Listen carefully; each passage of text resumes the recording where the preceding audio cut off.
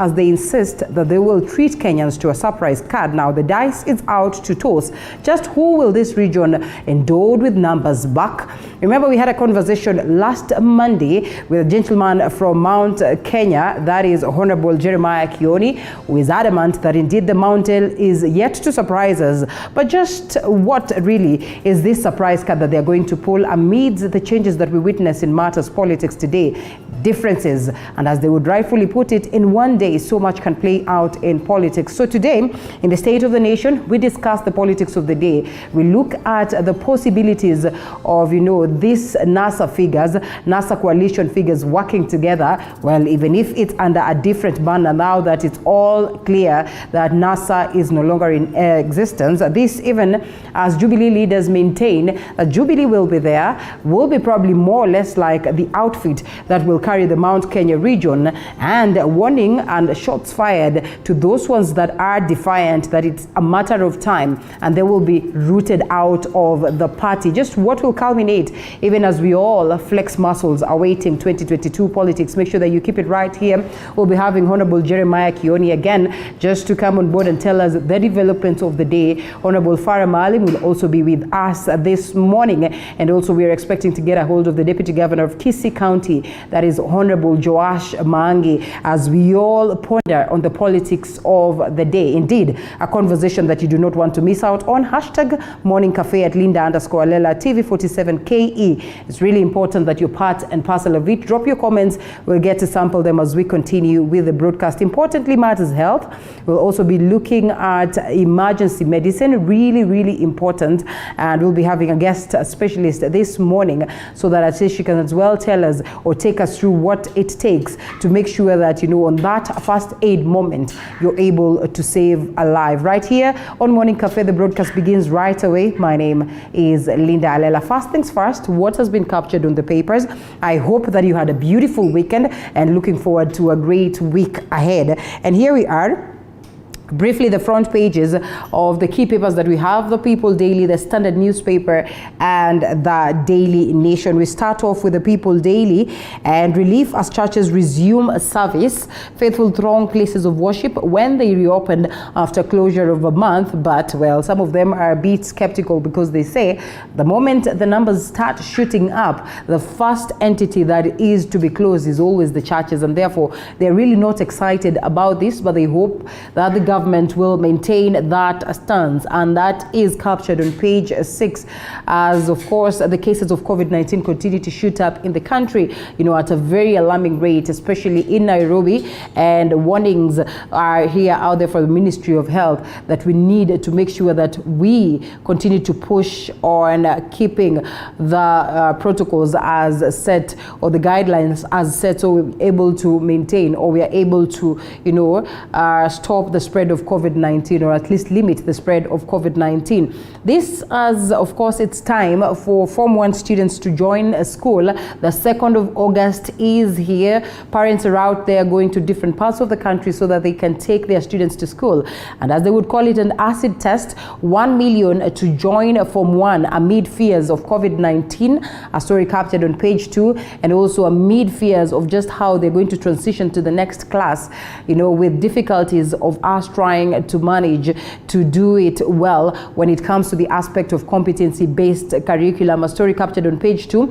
We'll be having our reporters on ground, and Rin Kilemi will also be engaging the top student of the country just to see what her journey will be like at this point when she transitions to a very crucial point and a stage in her life as she joins Kenya High, as of course reports are out here. So Andrin will be with her all the way from Machakos County, where she hails from, and all the way to the next school that she gets to join, and we'll be giving you updates of all that, yes, as and when Andrin is ready to give us. Now, Uhuru men out to reunite NASA for this in regards to matters politics. As I started by saying, we wait to see whether these individuals are going to work together after crumbling down the outfit that they used during the 2017 general elections, as always they would say, you know, these outfits are always to take you to the next level. And once you realize that, well, they have not served the purpose, or they have served the purpose, then you drop them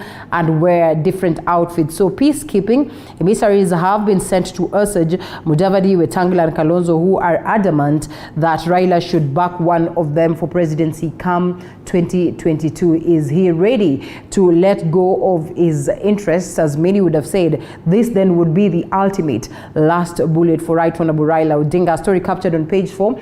We'll be looking at that this even as the formation of One Kenya Alliance is out here. Gideon Moi yesterday declaring his interest for the top seat. Just who is going to shelve his interest for the sake of the others is a question of wait and see as we also continue to prepare for 2022. And it was too close yet too far for Omanyala. Sprinter breaks national 100 meters record, but falls short of bagging a medal at the Olympics. Congratulations to him. He's done the country proud. The first one so far to bring this medal, even as we watch closely at the Olympics just to see what it is that our sportsmen and women are going to bring back home. We keep wishing them nothing but the best. Those are the key stories captured on the front page of the People Daily. We'll be having guests so that we can expound further with them as we get their view on these particular stories. But first, let's also look at what the Standard details.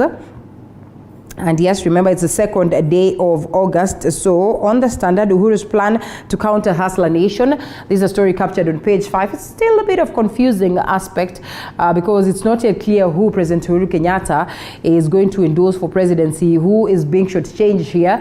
As of course, they kickstarted the handshake processes. Many argued that, well, that was a way of trying to tame Right Honorable Raila Odinga. And in real sense, it's not going to be all rosy. They were probably fixing him alongside his deputy, but we can only wait to see. But there's a plan he has captured on the Standard newspaper.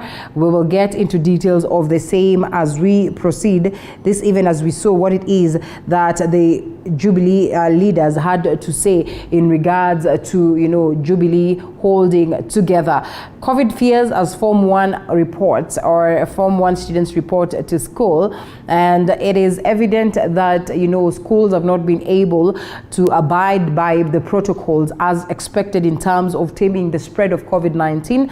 And therefore, as Form 1 students join secondary schools, we can only wait and hope that, so much will be put in terms of making sure that we're able to protect our students. Ward representatives' conditions to Samboja, a story captured on page 27, that is on the county levels. And, Granton Samboja, it's not all rosy. And ward representatives have some irreducible minimums that are presenting to them. And such has been the case across the different counties, as of course they are the guides of making sure that devolution then is a success in their respective particular counties. Uganda gets COVID jabs from China, a story captured on page 35. This even as we celebrate the first process of getting people to get jobs in Tanzania. We saw the president of Tanzania, Mama Samia Hassan Suluhu, also getting her job sometimes last week in what is considered historic after, of course, may his soul rest in eternal peace, John Pombe Magufuli remained adamant that maybe there was no COVID-19 and therefore decided that as a country, Tanzania will not go the same direction with the rest of the global fraternity. As to this, and about turn that has been well embraced, not just in Tanzania, but across borders. On matter sports are leading the way, as we have rightfully put it. We can see our sportsmen right there, making us proud, and women, and we hope that indeed such is going to be the case. Jacob Kiplimo of Uganda and Ronex Kipruto of Kenya during the 10,000 meters Tokyo, that is 2020 Olympics. All the best to our sportsmen and women. And to politics, as captured on the Standard newspaper, Right Honorable Raila Odinga's shadow in Mudavadi Kalonzo plan. Now, former NASA leaders have moved on and are already working on a coalition agreement within One Kenya Alliance, even as pressure mounts from from other leaders, including President Uhuru Kenyatta, to work with the ODM leader to form a formidable team that will face Ruto next year's poll. That is a story captured on page 4. The biggest question then is, why is it that it's all about facing Deputy President William Ruto as opposed to coming up with ways that will be friendly in terms of making life easy for the common mwananchi? Fears that plague Ugandan girls in cities' dark alleys. A majority of the girls are aged below 18 and get sold at a Rapai market that is in Uganda to the highest bidder before finding their way to Nairobi. A story captured on page 10 and 11. Quite unfortunate, but as many of them would argue, and there was this piece that was making rounds, one of them was saying that, well, it appears that it's actually even better for them to come to work as house helps in Kenya, because the monies are way better than what it is that they get at home. And so normally they are sold so that they can be brought into the country, that is in Kenya, so that they are out there as house helps. But just how safe is it for these girls is a piece that you definitely do not want to miss out. Also, you can grab your copy and get to have the details of the same. The Daily Nation. Briefly, whilst risk losing COVID-19 gains globally, cases have increased by 80%. That's quite unfortunate. A story captured on page 10. The cases have increased in the country, as I have earlier mentioned, and it is important that we are keen so that we do not reverse all these gains that we have made towards taming the spread of COVID-19, as we all understand the ramifications that have come with these unprecedented times. Abortive bombings that foiled a coup. 680 kilos of explosives were to be fired. Wow, that's a story captured on page 12. Quite an interesting piece there, but also an unfortunate one to beat. We can always grab your copy and get details of the same. We'll also be looking at it later on alongside my guests. The ultimate kingmaker, ODM pulled out of National Super Alliance amid talks with Jubilee to form a new coalition, and that is in the aspect of, starting afresh. As we have said, a majority of them are keen to shake the Deputy President, conversation of the Hustler Nation and build as the third force in the 2022 election. Well, after Deputy President William Ruto and ODM leader Raila Odinga, the One Kenya Alliance of Kalonzo Musyoka, Musalia Mudavadi, Moses Wetangula and Gideon Moi could also make up the swing vote. A story captured on page 4. We'll be having this conversation later on. Remember, more of the conversation will be building around the political scenario in the country. Omanyala sprints his way to fame. Ferdinand Omanyala Omurwa, that is yesterday made history as the first Kenyan to reach the 100-meter semi-finals at the Olympic Games. That is in Tokyo, Japan. And away from it, bursary woes for parents as Form 1s report to school today. Form 1 students will report to school beginning today amid the woes of bursaries across the country, challenges that might see bright but needy students miss a chance at an education. Well, that's pretty much unfortunate, and parents continue to hope that they will be able to secure assistance for their children from the various bursary and scholarship schemes in the country or run by members of parliament at county governments. We all hope that, well, no student will miss school because of school fees, because of the fact that they do not have uniform, and so much more. Death probe, detectives to test engineers' last meal of ugali and fish. Detectives in the incident where a 50-year-old man died in Maragua lodging, are investigating a possibility that he was poisoned and framed to have overshot himself with 6 enhancement drugs. A story captured on page 8. These cases are out here.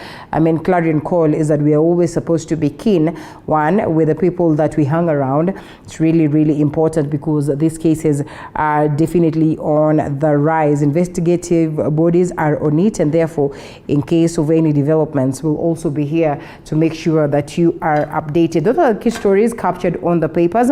As I have said, we'll be looking at them later on extensively, having a comprehensive look alongside my guests. That aside, Over 1 million learners, are expected to join their respective secondary schools. That is today. This as uniform centers, bookshops, and major bus stops registered a high number of learners and parents ahead of the official reporting date.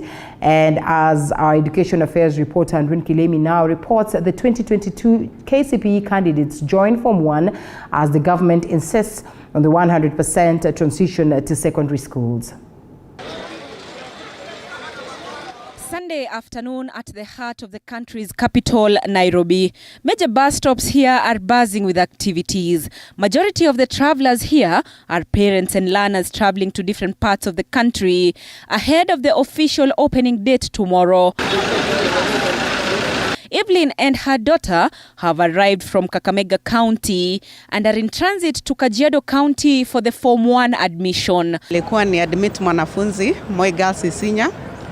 Sasa kwa vile hakuna night travels, imebidi ni amke mapema, ni travel leo, nitafute mahali pa kulala Isinya town, alafu ndio nipeleke mtoto asubuhi mapema shuleni. Evelyn speaks of the challenges she has had to endure to see her daughter join school tomorrow. Nauli imepanda, sio vile ilikuwa pale nyuma. Alafu kukuja pia nayo ni polepole, alafu inabidi sasa kwa vile natoka mbali, nije nitafute pia mahali pa kulala ambapo pia sijui shule iko wapi. Sasa mahali niko hapa natafuta direction ya kufika. Just like Evelyn, Alice Wafula has traveled thousands of kilometers to the city. And all the way from Bungoma County, her grandson will be joining Dagoretti High School tomorrow. The boy had attained good grades in the 2020 KCPE examinations, but her grandmother was unable to fund his secondary school education. Mama yake alimzaa na akaniletea tu mtoto na akaenda. Sasa nimemlea huyu mtoto kwa njia ya shita tu. Lakini alifanya mtihani akapita na sikuwa na uwezo wa kumpeleka secondary. Sasa mimi nashukuru tu gavana wetu Wycliffe Wafula Wangamati. Vile walitoa wanahitaji hii ni scholarship ya kusaidia watoto wenye walipita mtihani lakini wazazi hawajiwezi. Sasa vile alinisaidia kupitia kwa MCA wangu Palala Wawebui, ndio wakaniwezesha mimi kuleta mtoto huku. Pura shopping ilikuwa 45,000 na mimi kama nyanya singeweza. As Form 1 learners prepare to join secondary school tomorrow, parents across the country have expressed their concerns on the available short period of time on the school calendar. Form 1s ningeomba wasije after kwa sababu tumespend in 3 weeks time, wanafaa pia warudi nyumbani na hiyo yote ni gharama. Unajua tumetumia 1,000 kukucha. Sasa hata mtoto kukucha alitumia 1,500. Sasa mimi kurudi tena ni 1,500. Sasa naona ya kwamba wanakuja tu hata kama ni 2 weeks tena wanarudi. Naona hiyo ni mzigo hata wakae tu shuleni. This year's education calendar leaves learners with very minimal amount of time to study as occasioned by the spread of COVID-19. Students who resumed learning on the 26th of July will be coming back for their midterm on the 26th of August, even as the first term is expected to end on the 1st of October this year. Andrin Kilemi, TV 47. Thank you, Andrin, for that. Now, transport operations in the port city of Mombasa is still on low-key as bus companies and shipping lines take a beating from the global spread of the COVID-19 pandemic. Many people who used to depend on the sector for their daily bread have turned to alternative source of income to make ends meet. Kaindo Stefano met a few drivers and filed this report. The pain of losing jobs in the transport sector is still evident here in Mombasa, with authorities turning a blind eye on the matter, leaving many companies and employees on crossroad. Since the first COVID-19 case was reported in the country, long-distance transporters and passengers have been greatly affected following strict COVID-19 containment measures. Tukiangalia curfew imekoroga kazi yetu. Ukiangalia kampuni kama Modern, kampuni yetu zimefunga. The situation is critical, pushing prestigious transport companies to the edge. majority shutting down. Ali Rashid Alfan is a former bus driver. Nilitoka Modern, hawatulipi mshahara. Sasa naona afadhali sisi akanitolea gari sisi, lakini namshukuru Mwenyezi Mungu. Alfan was rendered jobless following challenges experienced at the company. However, Alfan is lucky he managed to secure another job. Many of his former colleagues are not as lucky. Some have since moved up country, while others are still searching for jobs. Tofauti kubwa sana, kwa sababu hapa napata riziki yangu, nakula na watoto wangu na wajukuu zangu na marafiki zangu, unaona, na watu wa mbalimbali, unaona. Lakini pale ilikuwa hakuna mshahara na hakuna mileage, na dereva yosafiri na mileage. Kama hakuna mileage utafanya kazi vipi? Mke pia atakukimbia ndani ya nyumba. Mke atakukimbia, jirani atafunga nyumba yake, ulipi kodi. Work with what you have, they say. Kelvin Mulanda Buena was a bus conductor. Quite a number of his colleagues, both drivers and conductors, were laid off. Now Kelvin survives on packing and unpacking cargo on buses. Mimi nilikuwa conductor, kazi yangu ya conductor ilikuwa nzuri sana, lakini sasa kadri tulivyoendelea corona ilipokuja ikabidi magari kusimamishwa kila kitu kikarudi chini. Sasa hivi niko upande wa mzigo kwanza niangalie hali ya serikali vile inatupeleka kwanza. He says he's okay with the little he gets, though with difficulties, but it gets him moving. He's optimistic that things will get better soon. Alafu upande mwingine kipato cha hapa chini ni kujikaza kama mwanaume ili mambo yasiharibike vile sana. Lakini kila kitu kiko sawa kwa uwezo wa Mungu tu. It's 7 a.m. in the morning. Everyone is busy, but it's easier to notice a few men on different bus offices speaking in low tones. We are told these are former drivers who report here every morning, praying someone on the employment list misses to report to work so that they can take their place. This is how they work. Some even run after tuk-tuks just to secure a passenger. Convincing a passenger to board a certain bus reciprocates to money in the pocket. Most of them declined to speak on camera. Mmoja kila kampuni ukiangalia kama yetu inabeba abiria, inabeba madereva tuko nao kama gari 20. Kila gari ina dereva na conductor na loader. Sasa hawana kazi. Idadi ambao wamesimamishwa kazi sasa hizi kwa kampuni yetu ni watu 50, kwa sababu sasa hizi mabasi tumeweka kando. Madereva wako kazi, makondakta wako kazi. Some of the bus companies are said to have closed down without paying employees arrears. Many former employees are agitated by the move, and this has resulted to several litigations. Hawajabahatika, wingi wamempeleka kotini yule jamaa. Kuna mbunge fulani ampelekwa yule jamaa alipe madereva, karibu madereva 3,000. Anataka na alipe yule jamaa. Wapeleka hivi. Unaona? Atakana alipe haki za watu. Transport companies are hugely affected here in Mombasa, not only ferrying people from one city to the other, but also in the cargo sector.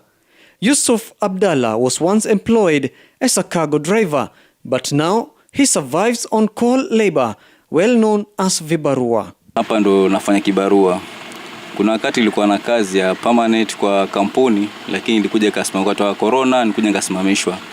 Ikabidi samba kuzunguka kutafuta kazi mpaka nikaja kaangukia mahali kama hapa. Tunafanya hamna lakini ndo mliwamo. Mapato yako chini, imekuwa chini kwa sababu unajua ukitoka mahali nilikuwa nafanya kazi, kuna mambo mengi ambayo tunafanywa pale kama kulipiwa ushwani, NSF, NHF.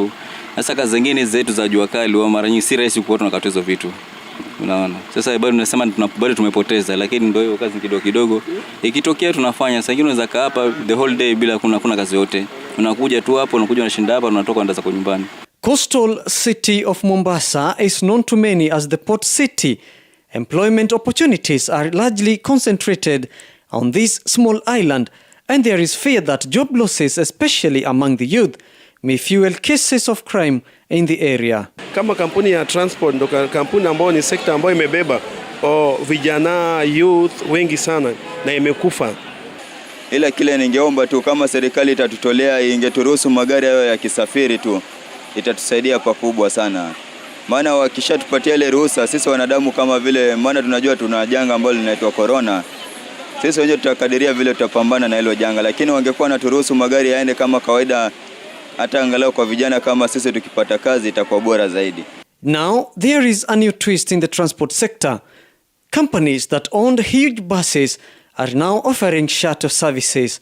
To many of them, this might be the solution on both passengers and courier services. Tunashukuru kwa Mwenyezi Mungu shuttle. Japokuwa ni ngumu, leo tutakwenda Nairobi, hao jamaa hivyo tutapakia, tunashukuru. Wanatupakilia, wanapata zao, na hapa Mombasa ni hivyo. Unaona bwana? Basi kazi endelea. Ni ile kujitahidi. Unajua binadamu lazima ujitahidi. Si ati kina akili ni mahitaji. Pesa ni kidogo wenyewe angalia hivi. Sasa ni ile kujikakamua kwa sababu si ni wanaume. Sisi tumebaki maskini. Mombasa imebaki tu maskini. Wenye mabasi, wenye wanini wameanza kufilisika. Gari linavutwa na wale waliotupatia loan, wanavuta magari, wanapeleka, wanachukua. Sisi tumebaki mayatima. Significantly, youth are engaged in the informal sector, which is largely unregulated and subjects workers to low earnings and long hours without any formal contract. Fundamentally, the problem requires properly planned, well-structured and broad-based programs to rescue the youth from poverty and depression. The COVID-19 situation in the country has greatly affected the economy of the country, with the transport sector being the hardest hit. As the bus companies close down, now the drivers have resorted to other ways of survival. Reporting from County 001 for TV47, I'm Kaindo Stefano. Well, the unfortunate times of COVID-19, we all hope we'll manage to stay afloat. Thank you, Kaindo, for that report. Now, back to politics. ODM leader Raila Odinga now says he is open to reunite with his former NASA principals, days after the parties that formed the coalition pulled out. The ODM boss is set to meet party delegates from Nyanza and Western. Days after all the NASA affiliates, that is ODM, ANC, CCM and Ford Kenya parties, pulled out of the coalition, ODM boss Raila Odinga now says he is ready to reunite with his former core principals in the coalition. Raila is however set to meet delegates from Nyanza and Western region in the coming week. Watu wa Nyanza watakuja pamoja kufanya mkutano alafu kupitisha azimio. Baadaye Jumamosi watakuwa Kakamega. Hapa Vihiga kutatoka hapa madelegate 100. Vijana, akina mama, ma-MCS, ma-MPs watakwenda kule. Odinga says he cannot rule out working with Wiper's Kalonzo Musyoka, ANC's Musalia Mudavadi and Ford Kenya's Moses Wetangula. The Orange Party announced on Thursday that it will write to the Registrar of Political Parties, communicating its decision to exit the coalition that sponsored a Raila Kalonzo ticket in 2017. ODM, the opposition party, pulled out of the National Super Alliance, NASA, with a stern warning to its former affiliates that it may rescind its decision to give them a share of the political party's fund if they continue disparaging it. NASA ilifanya kazi yake ni ikakwisha. Lakini sasa ukisikia wengine wanasema wanatoka, hiyo haimaanishi kwamba hatuwezi kuungana tena. Hiyo NASA kazi yake ilikwisha, lakini huko mbele tutakuja pamoja. Sasa mara hii wengine wameenda Oka. Sisi sasa tunaanza mjadala ya kuleta watu wetu pamoja. Wanasema hujapata formula ya Mount Kenya region. Mimi nimetembea na Musalia Mudavadi Mount Kenya, yeye yako na hiyo formula. Tunaomba msaidie apenye hapo, na tusipofanya hivyo tutapata Dr. William Ruto atatuonyesha aibu. Naomba mtusaidiane useme sasa, hawa ndugu zangu wamenichunga miaka 20, wakati huu mimi nataka kusema Musalia Mudavadi tosha. But a section of Western leaders are insisting that ODM should back ANC party leader Musalia Mudavadi's candidature. Mambo ya kupewa vitu kidogo kidogo, sisi watu wa Luhya hatutakubali mambo ya mbeho. Kama 2022 mambo ya mbeho imekwisha. We've been supporting other people starting from 2013. Wakati ikifika tunaachia wengine. Hapa raundi hii kuna oka na okoa Kenya, iko na Musalia Mudavadi, iko na Kalonzo, iko na wengine. Wewe Oparanya unatoka Western. Tushikane watu wa Western, tuongee lugha moja. According to NASA Constitution, the coalition's dissolution takes effect with the exit of 3 partners. On Saturday, Ford Kenya's Moses Wetangula said the party will now be forging new political partnerships with like-minded leaders, even as he drummed up support for the One Kenya Alliance. The letter doesn't talk about a favor, it talks about an obligation between partners. What we are waiting for now is how and when the money will be paid to our party. And I can assure you, once it's paid, when you come here, it will look different. Leaders in the One Kenya Alliance have been calling on Raila to join the movement. However, KANU chairman and Baringo Senator Gideon Moi, who is part of One Kenya Alliance, says he is in the race to succeed President Uhuru Kenyatta, adding that his challengers will have a hard time.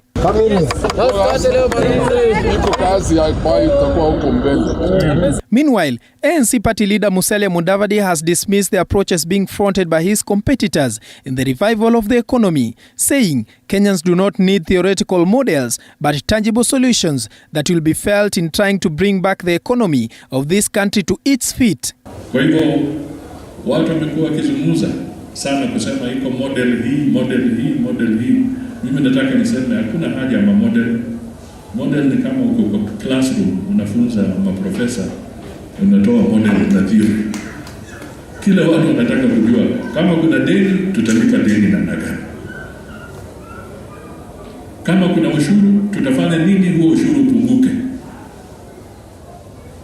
Kama kuna school fees tutafanyaje kila mtu apate haki yake kwa hiyo shule.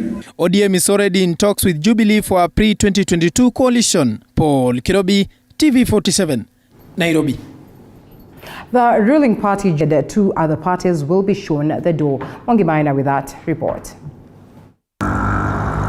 The Jubilee Party has embarked on a mission to restructure the party just weeks after losing to UDA party in the Kiambaa by-election. Speaking during a Thanksgiving ceremony for the Jubilee Party candidate Kareri Njama at Kihara IPCA Church, MPs Sabina Chege and Kanini Kega said the process of cleaning up the party will begin with the party officials from all the 47 counties. Wiki hii tutaanza kuangalia the officials wa counties. We'll work on the officials, the Jubilee officials in the counties. Those who have already left us, we will replace them. Those who are not aligned to the president's vision, we also remove them. And we want to say we are starting with all the counties, the 47 counties, but more emphasis, of course, will be in the Mount Kenya region. Because as we speak, it should be, because that is our party that we will also use to negotiate going forward.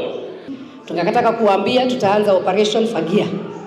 Tunataka tuoshe chama cha Jubilee ili hata sisi wanasiasa tuwe pale tushikilie Jubilee kwa sababu kazi imefanyika. Hata wale ambao walikuwa na kampenia na tunaona wakikampenia vyama vingine wanajua tumefanya kazi. Hata scorecard yao watatoa ile ya Jubilee.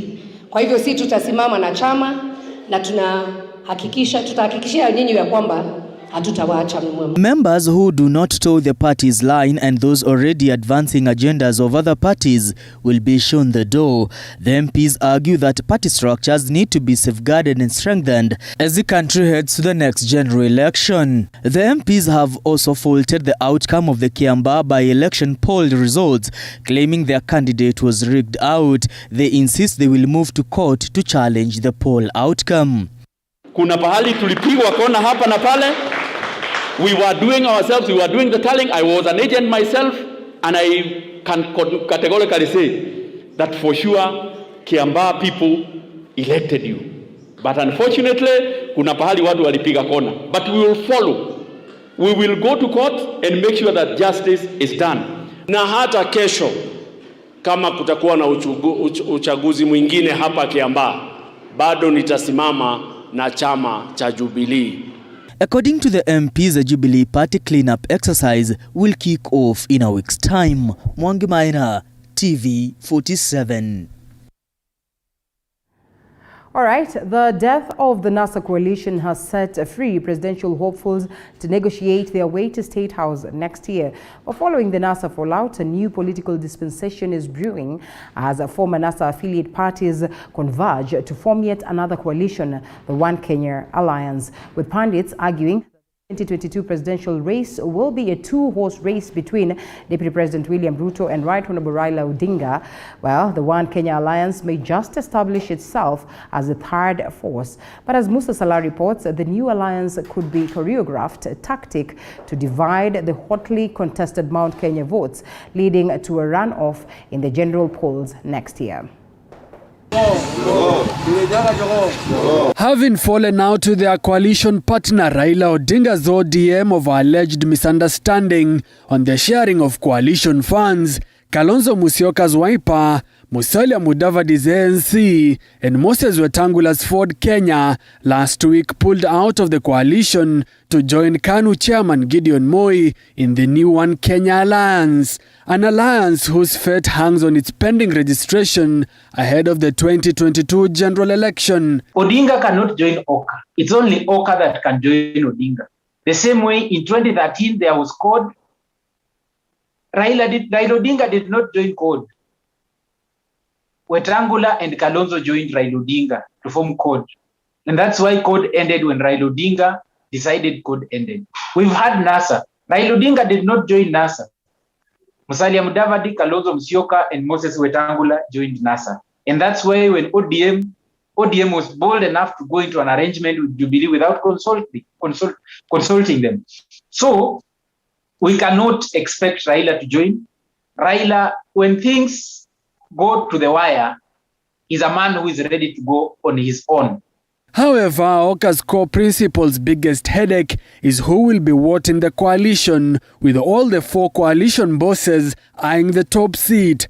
But according to sources private to Oka's formation, the coalition lacks a strong candidate to get a share of the Mount Kenya votes, a dilemma that is argued will pull the coalition towards billionaire camp politician Jimmy Wanjigi. As far as the 2022 mathematics is concerned, we only have, at the moment, all signs are that we'll have Ruto on the other side and Odinga on the other side. So when you talk of Oka as a third force, you need to ask yourself first, who is the brainchild of Oka?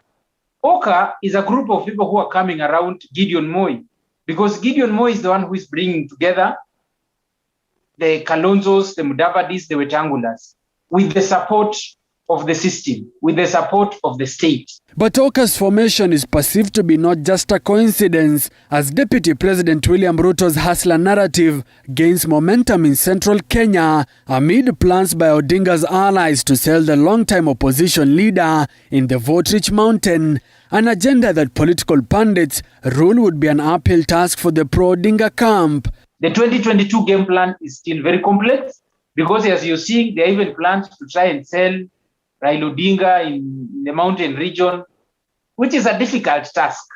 You know, you've pumped this hate in people for the past 10, 15, 20 years about someone. How do you expect to change that within less than a year?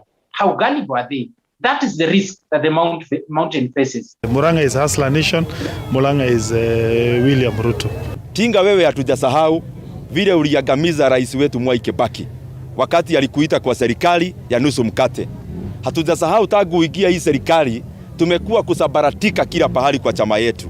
Kwa hivyo hata ukikuja hapa, kuja jueni Mkenya. Lakini hawa watu wa Kiharu wameniambia nikae nyuma ya mtu ambaye anaitwa William Ruto na wameniambia wao wako hustler nation. With a hotly contested presidential election that may bend both ways at hand, pundits argue the One Kenya alliance could be a choreographed plan to divide the Mount Kenya votes, a possibility that would see the first and second runners-up go head-to-head after the runoff. Because they were spearheading that agenda to bar Raila from becoming the president, because they felt their interests were not safe. Now, they have realized that their interests will not be safe in the hands of William Ruto. Unfortunately, they are left with the two devils. So they have to create a plan. On the first run, it's everyone's chip to take or fall wherever they may. But you see, when you take the election to the runoff, then there's a possibility for someone to negotiate a pre-election, a pre-runoff arrangement or coalition where at least you have a guaranteed share in the next dispensation. In an orchestration of a plan of getting this leader, the other leader, getting many political parties ostensibly to come and divide the Mount Kenya vote. Hauwezi kata Mlima Kenya kutumia razor blade. Ati uende hapo unakunyakunya hivi. Tunasema kukunyakunya. Ati ufikirie unagawanya mlima. Kuna viongozi wachache Nairobi ambao wanapigania vyeo. Tungetaka tuwaeleze sisi kama watu wa Mlima Kenya already tumeugana. A Wanjiki-led runoff would give the region leverage over the interest of Mount Kenya, a move that may see the One Kenya Alliance core principles get lucrative government positions post-2022. Musa Salah, TV47.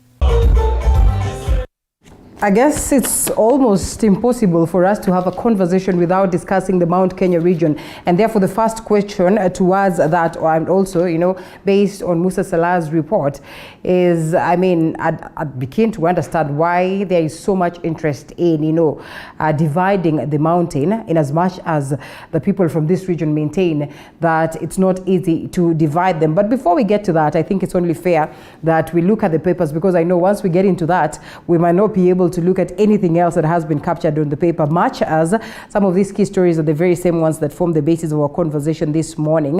COVID-19 is here. COVID-19 is on the rise, and we're having our students going back to school, Mahesh. It appears that there is so much worry as to how we are going to keep them safe, and also just the preparations in terms of us having the Form 1 students joining in. As I had earlier mentioned, we have our reporters on ground, and therefore they'll be painting a picture of what plays out. So on this conversation, Honorable Jeremiah Kioni, Member of Parliament of course, Daragwa, joins us this morning, and also a key leader in the Mount Kenya region, joins us for this particular conversation. Virtually, we have Honorable Joash Mangi, Deputy Governor of Kisii County as well. We'll be having Honorable Farah Maalim joining us later. But gentlemen, first, let's look at, the aspect of students going back to school. I know there's really nothing much, because it's what we've been talking about the better part of last week. But here we are, the COVID-19 menace. We still are not able to tame this, even as we let loose of our students to schools. And a good morning to our viewers this morning, and my appreciation for having been invited to the studios once again this morning. I of course want to wish our young people well in school. I know there are a lot of difficulties. The traveling itself alone is stressful, leave alone the cost of the travel, and even the ability or inability of our parents to afford the cost of getting our young people back to school. These are difficulties that we must appreciate many Kenyans are going through this morning. And of course now, this COVID thing, even as you deal with all the other issues at the back of your mind, you are worried about the security, the health status of your children once they are back to school. And I'm sure it is a concern, not just to the parents. One is a concern to us also as readers, and without doubt a concern to the government. I'm sure the government, that was weighed, which way out, which is a better, for lack of a better word, evil to deal with. And I think the crucial thing here is that we are in a state of affairs where you can't say what will be like tomorrow. And we have to wake up. It's not just Kenya. Every country in the world, if you go through the international news, you can see everybody is struggling with this new spike and how to deal with it. Certainly one of the better ways to deal with it is the vaccination. The vaccination seems to tame it in a way that those who have been vaccinated, even if they are getting the disease, the recovery rate is much higher, right? Almost to 100%. So I think what we need to do as a country is to struggle and work hard to get our own vaccinated as soon as possible in adequate numbers or in good numbers. And I think it is also important to appreciate the efforts that were made by our president when he was in the UK. If it is true that he was able to secure 9 million jabs, that's going to take us, going to help us cover quite some ground. But we have to appeal to everybody to ensure that the protocols as given to us by the government from time to time are adhered to. Kwa kizungu, kwa Kiswahili usipuuze hata kidogo. That's true. And especially the teachers, especially, and also the parents. When the children are back home, you cannot keep them away, but you need to take care of yourself also.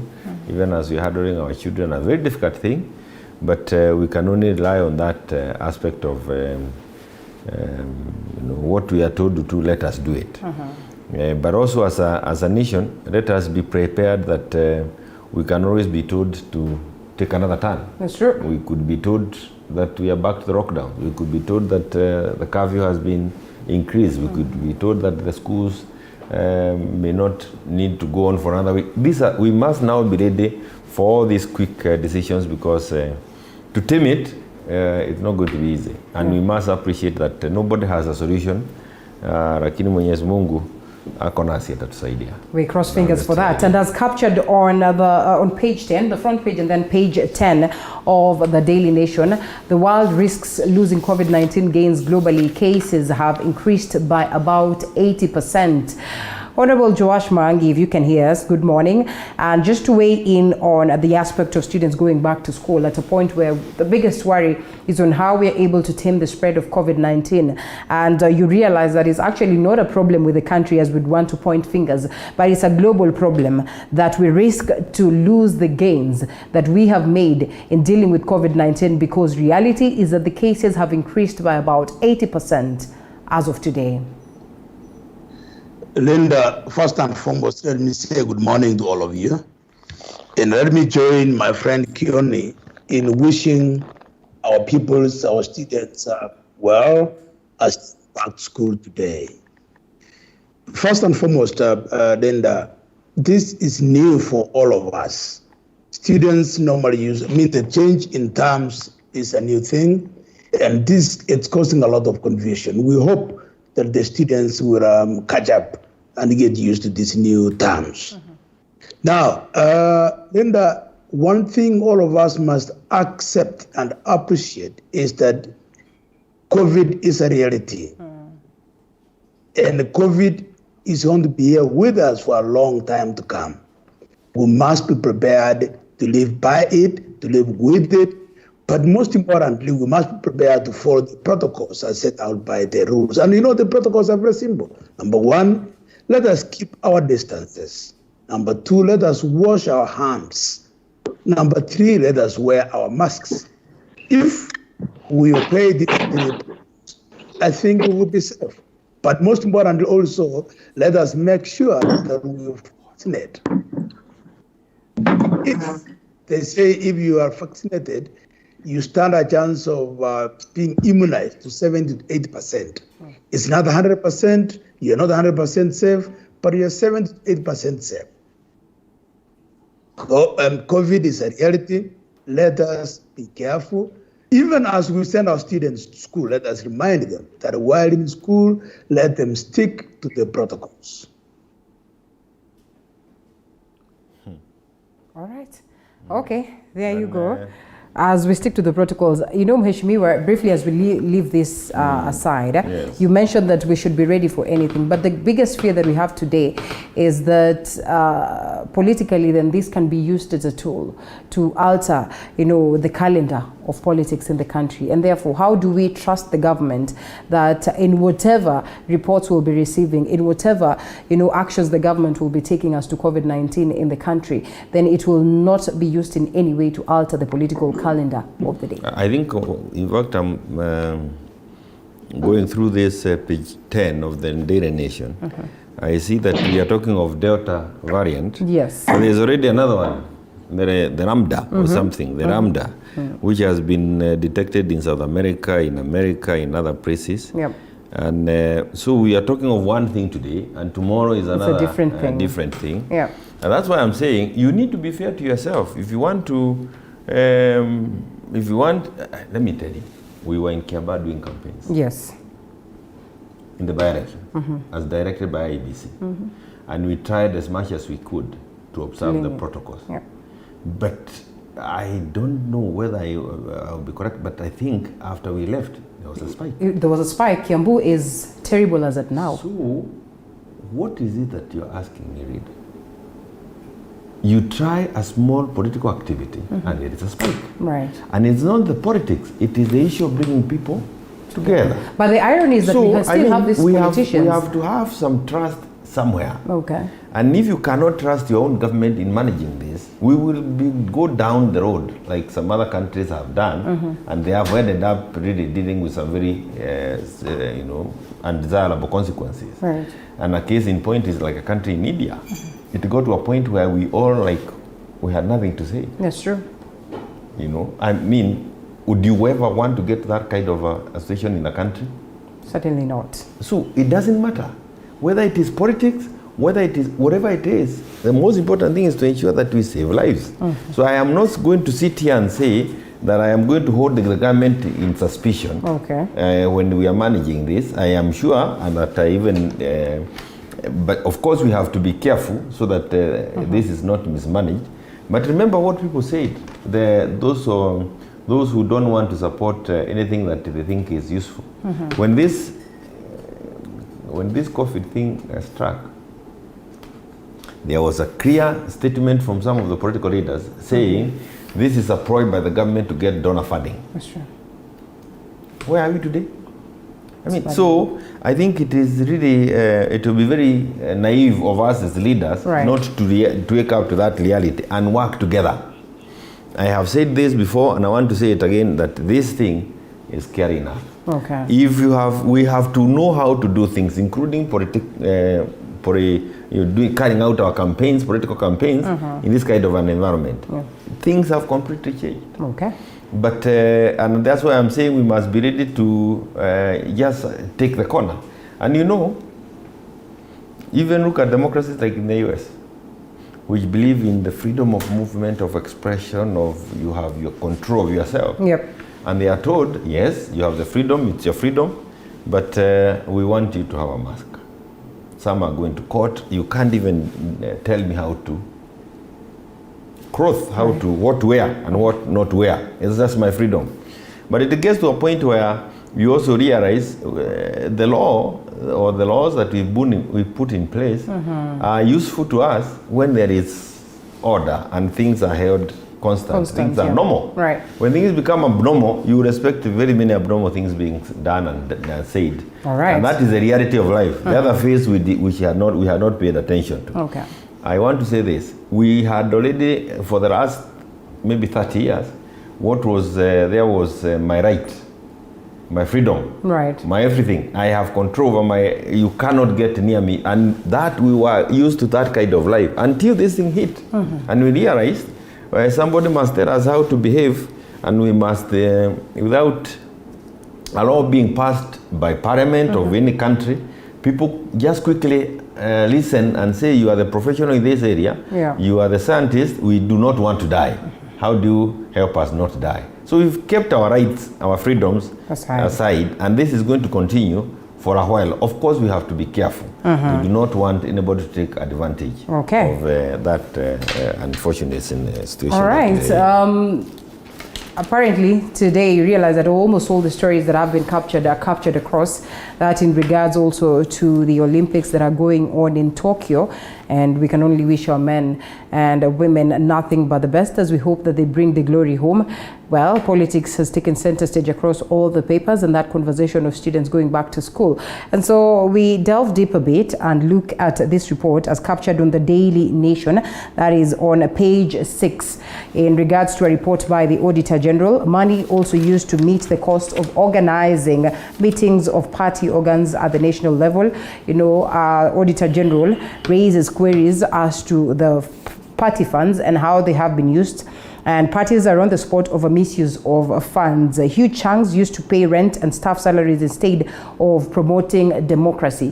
What do you make of this, Honorable Joash Maangi? And I'm also told that Honorable Farah Maalim, who's the former Deputy Speaker of the National Assembly, is on standby. Before we go to him, what do you make of this? Just what goes into party funding? We all understand the problems that have been there in NASA coalition, which you've been part and parcel, of.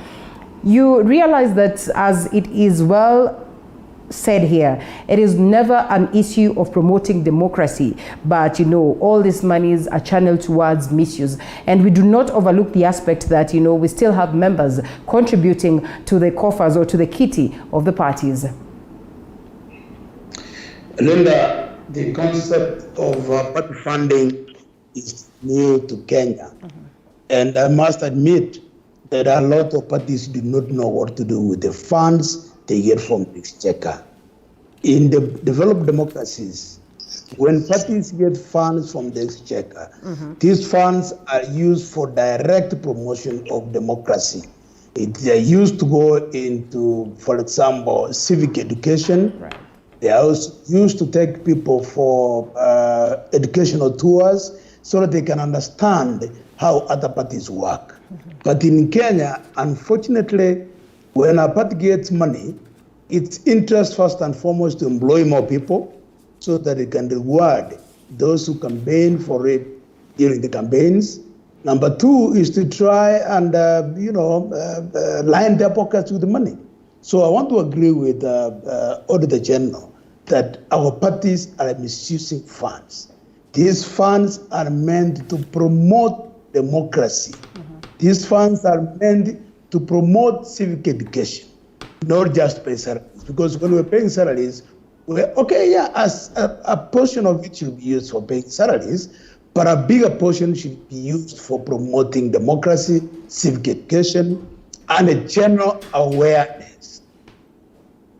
All right. Okay. Honorable Farah Maalim, just what is happening right now in regards to what ODM had said they will offer the other NASA, principals or the other NASA affiliate parties in regards to the funding. I know there's been a squabble for quite a while, and just last week they had agreed that they're going to share some chunk to the rest of the parties within the NASA coalition. But then the very same week, there was a declaration that NASA is no more. What plays out in such a scenario? Well, I don't know. It all depends on how ODM is going to, how they decide to distribute those funds. And if they choose to keep it themselves, it becomes difficult to go to court or to go anywhere else. And it only creates more political acumen. But for us, it says a lot. If they're willing to share, as we had agreed, because we penned that down. We penned it. We had a contract on the basis of that. We had an agreement. And if they respect their side of the agreement or their part of the agreement, then fair enough. We will say, very good. They've behaved in a manner that is essentially befitting of the dignity of a political party. I come from a community where you can do business worth hundreds of millions of Kenyan shillings just through a handshake. So we say in my culture that your word of mouth, your word is like law for men and women. And if you respect it, fair enough. If you don't respect it, then it only affects you at the end of the day because then you become a pariah within the business community. In the community I come from, we don't go to lawyers or the rest of them to put up big contracts when we're putting venture funds for billions of shillings sometimes. But having said that, if they go ahead and do a certain distribution and make sure that the people who supported them for the presidency last time, parties that were with them, do benefit from the little that they got from the exchequer or the treasury for this matter, well and good. If not, I'm not too much into the idea of dragging political parties into courts and the rest of it, and you know, literally, it's a dirty game, and I don't think it's worth it. But then it tells a lot about the political profile of anybody who wants to lead this country or to be part of the leadership equation. Is that if you can't be trusted in your word, then how does a country or 50 million people trust you with anything? Right, interesting one. Maybe to come to you, Honorable Jeremiah Kioni. While this could be looked at as a bad report, on the other hand, the beauty of it is the fact that, it's all right.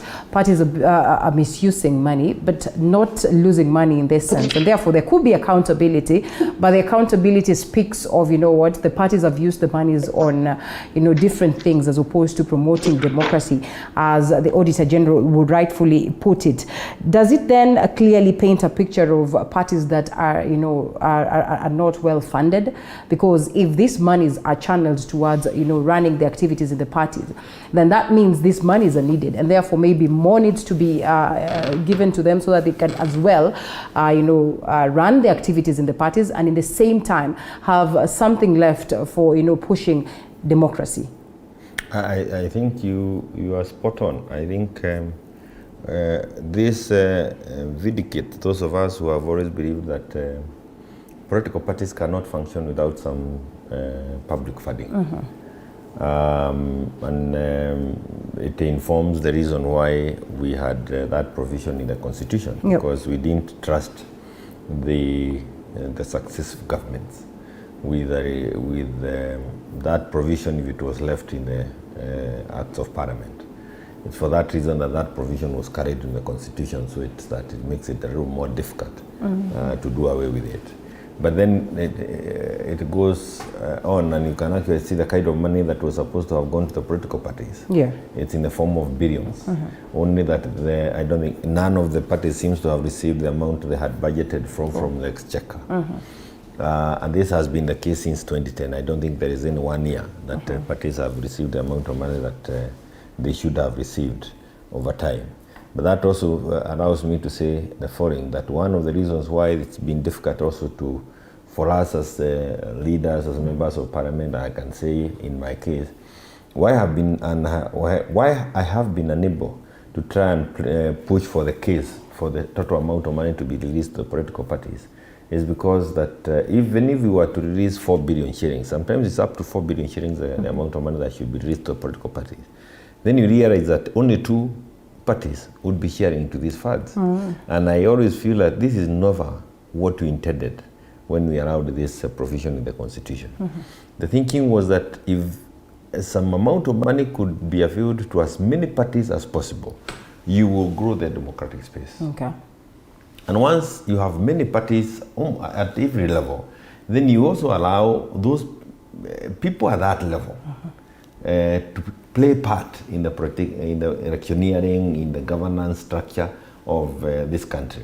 Because if you have a party, for example, at the county level, and it is the amount of money that you need to pay to use its platform is such that it is affordable by the people around there, then you are also nursing, you are nurturing, you are nursing, you are able to nurse and nurture the talent, the ability of the people at that level to grow into even national leadership. The way it is now is that when you are dealing with 2 major parties, it becomes very competitive, very expensive, in fact, exclusive eventually to quite a number of people.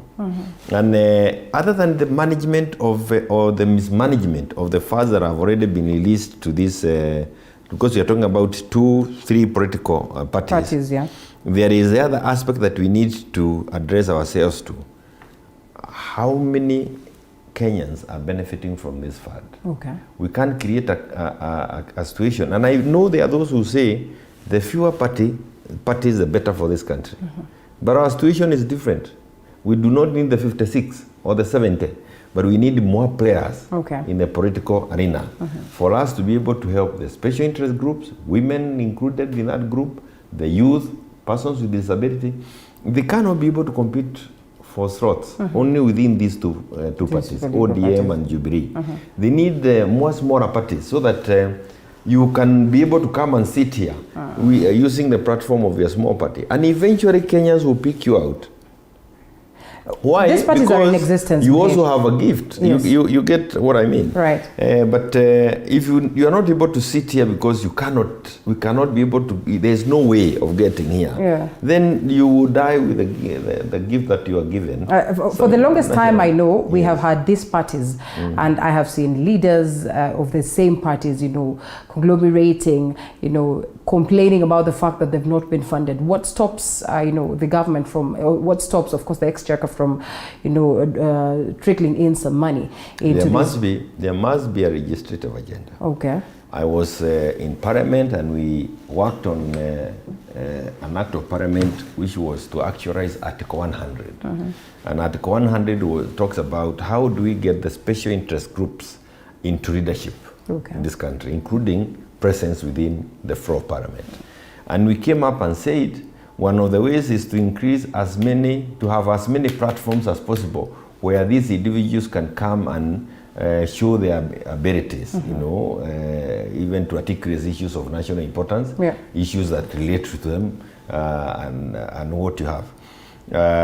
But then what became of Article 100, when that provision, during the third reading, when you go to that provision was heavily amended if it wasn't totally deleted by the two major parties. Okay. One side was led by Mheshimiwa Badi, the leader of minority in Parliament. The other side was led by Mheshimiwa Adan Duale, the leader of majority party. So you can actually see the big parties are very careful to protect their turf. But that would have helped in the sharing out. We were saying we don't even need to just look at the votes that one has garnered at the national level. At the Parliament, which includes the National Assembly and the Senate. But we also needed to pay attention to how much votes did you get at the county level.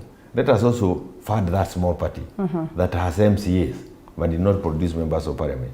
We had that for in the Act. Hold it, Mheshimiwa. And I think it's the same thing being brought by the Register of Political Parties. I'm told there is a bill that they have proposed.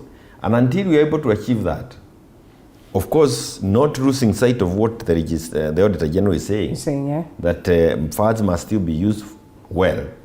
This is going to be a challenge to us. Let's expound this further now that it's a point of interest.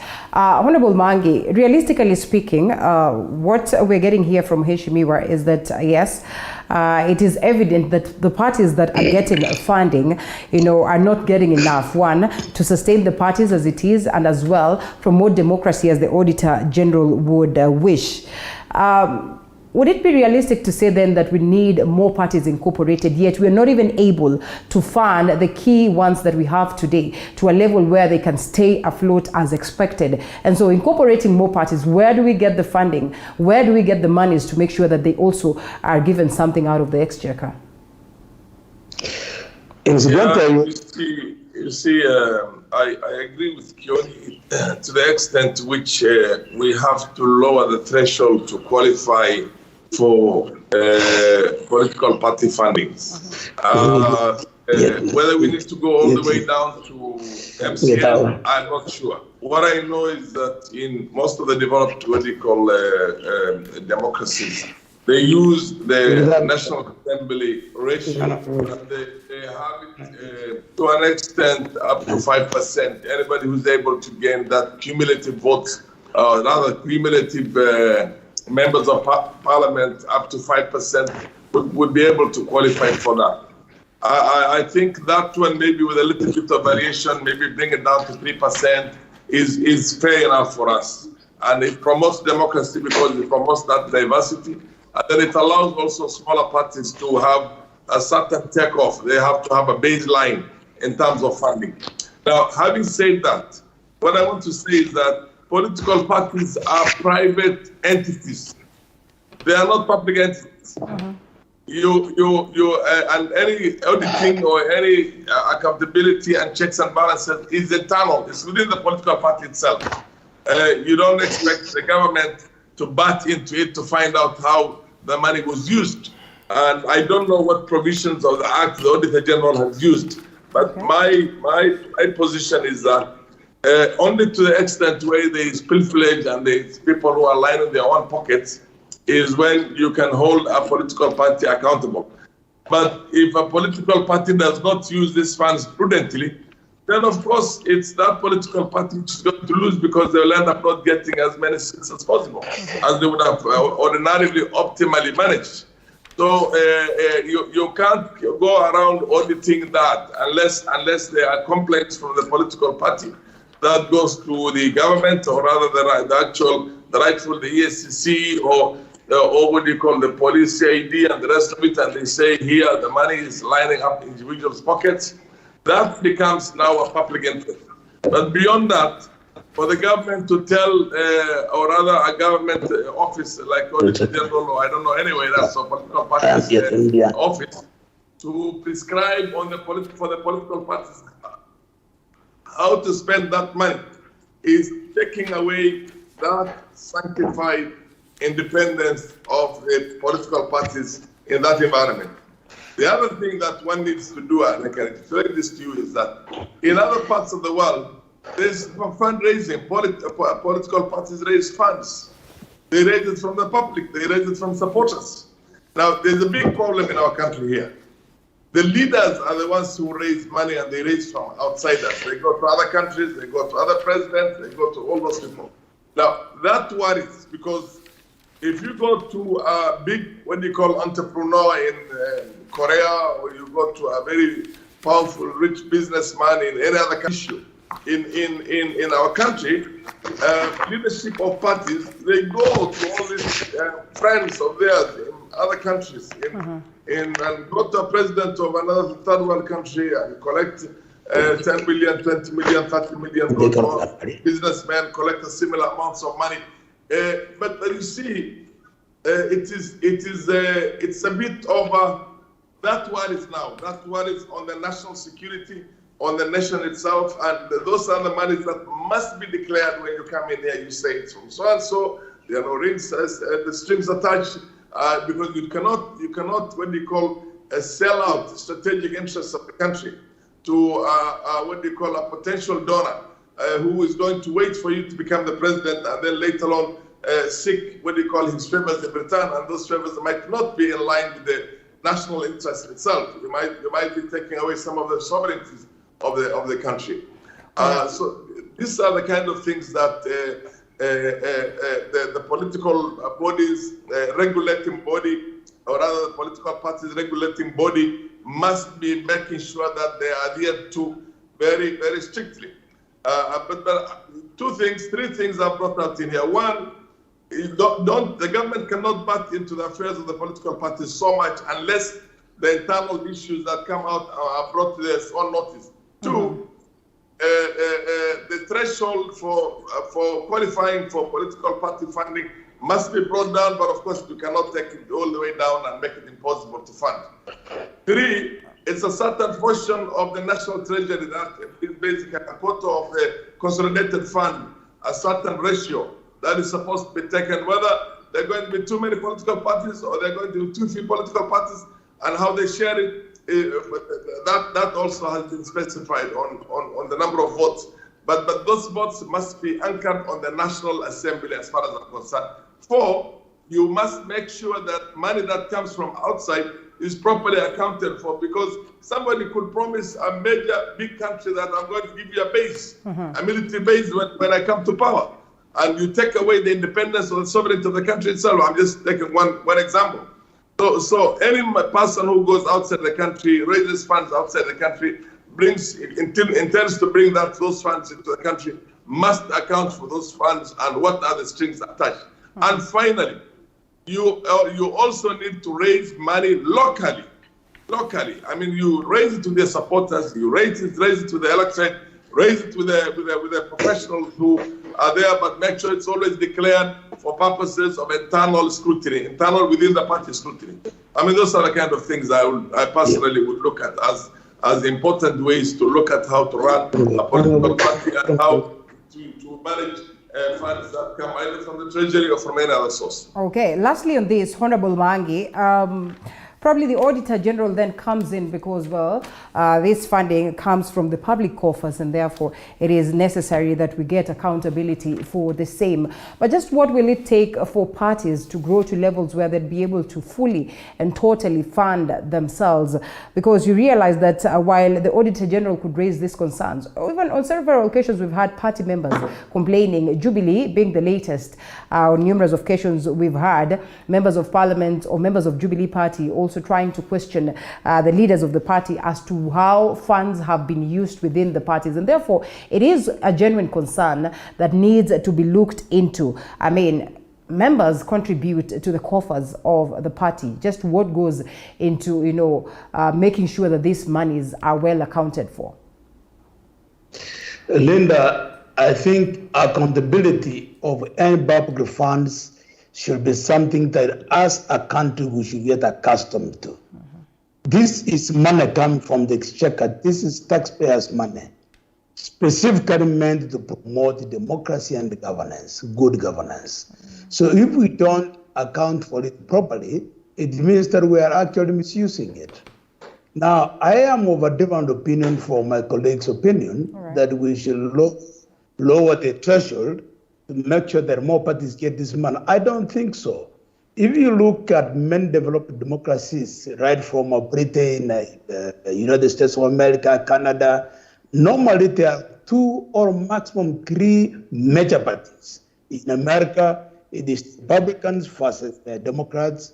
In the UK, it is the Conservatives versus the Liberals. So it's normally 1 or 2 or 3 parties that compete for this funding.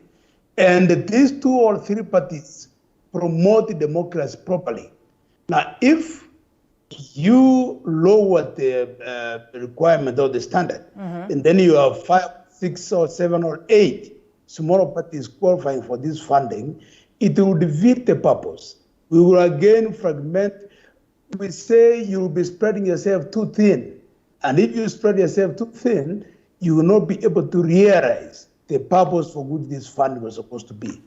I think we should leave it where it is and let us have 2 or maximum 3 parties qualifying. At the moment, it is ODM and Jubilee. Now, Jubilee, ODM here meaning NASA. These internal wrangles in NASA is because of greed. People are being greedy. If people were to sit down and agree that really who qualified for what? Because I mean, if you didn't qualify, let me ask you, Linda, if you have only one senator, in the Senate, and the other partner has 2 senators, how do you wake up one morning and demand equal share? I mean, the sharing should be proportionate. So sometimes leaders are becoming greedy. But the most important thing, according to me, is this money should be used to grow democracy, to grow proper governance, to promote civic education, but not just personalism. All right. Well, thank you so much, gentlemen. I could only add a small thing and say, the intention is not to remove funding from the big players. We don't want to weaken them at all, because it is good for the country. And the direction that we have taken was to try and reduce the amount of money that is left for the big players to share. So instead of the case as is now of over 80% of the funds, we had actually come to 54.3% and said this amount of money must be left for those key players. And it's still chunk of money. But the balance of about 40% is shared between the smaller parties and also the management of to cater for the overheads for the Register of Political Parties office, because he also draws, or that office also draws its money from the same kitty. Right. And So I think we are on the same line. We are not completely removing the funding from, and we are not saying that you should not aim to have a big chunk of members of parliament, members of the county assembly, governors, and the rest. But we're also saying help the smaller ones also grow. One day they'll also be big brothers. All right. Well, a conversation that is quite huge probably would need more time to extensively discuss on that. But then on that very note, we do not close the conversation on the newspapers in totality, but we as well get into others that are captured. And as to what our very own Musa Salah had worked on in terms of a story and just trying to look at the politics of the day, he engages individuals that finish by saying, or that conclude their statements by saying, that there is a deliberate interest or attempt to make sure that Mount Kenya is divided, the Mount Kenya vote is divided. You remain adamant that the vote cannot be divided. But when it is said, where there is smoke, there certainly is fire. Why do you suppose that there are some players who are so keen to see the mountain divided? I don't think there is any player who is keen to see the mountain divided. It is the appeal nature who is appealing to the community at the moment, and as opposed to there before, without one key person playing the role that has been played by now the President Uhuru Kenyatta. Before it was Mwai Kibaki, before them we had others. You notice that it becomes difficult for people to have one focus. Yes. Because before it was one focus on the leaders that I've mentioned, and then we entrusted them with the eventuality.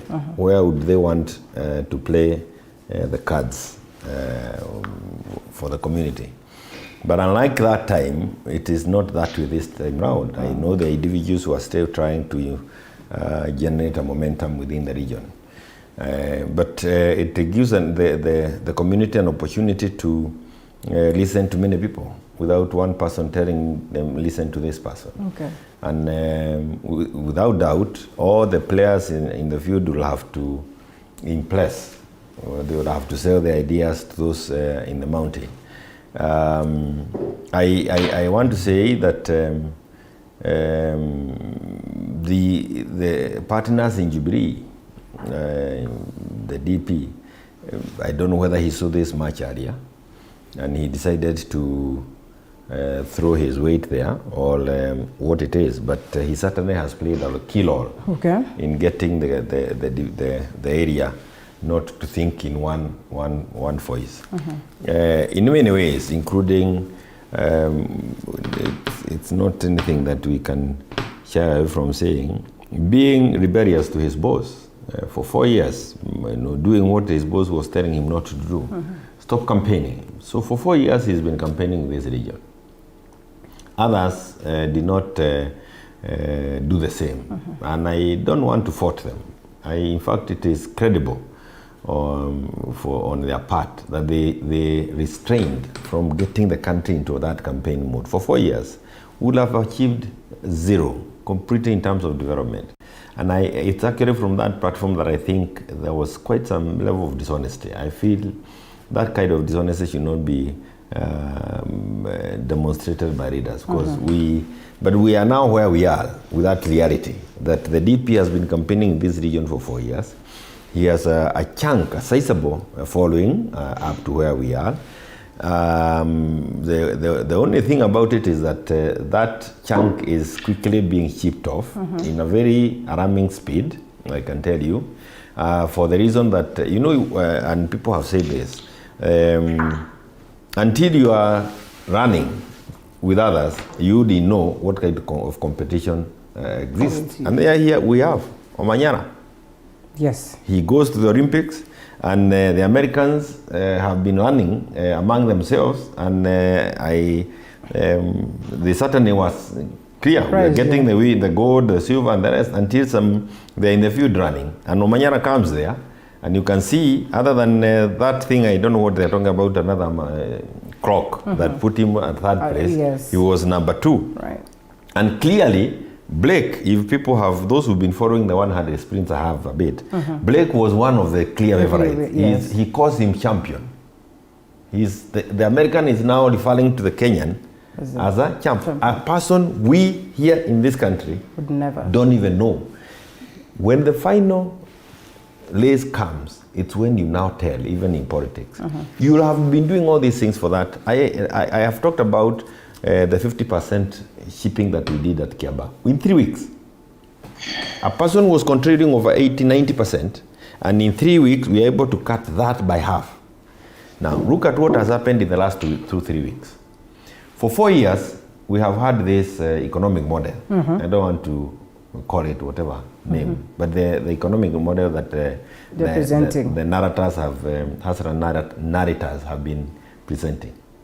But in less than 2 weeks, you actually wonder, what is this? We have had their key readers to explain, but in less than 3 weeks, the whole thing has been brought down to nothing. So they say it's not yet time to speak about this, and they will. Well, they are not here to defend themselves, and I believe that they are here. Don't worry, one of them is here, so they will defend. All right, can I finish then?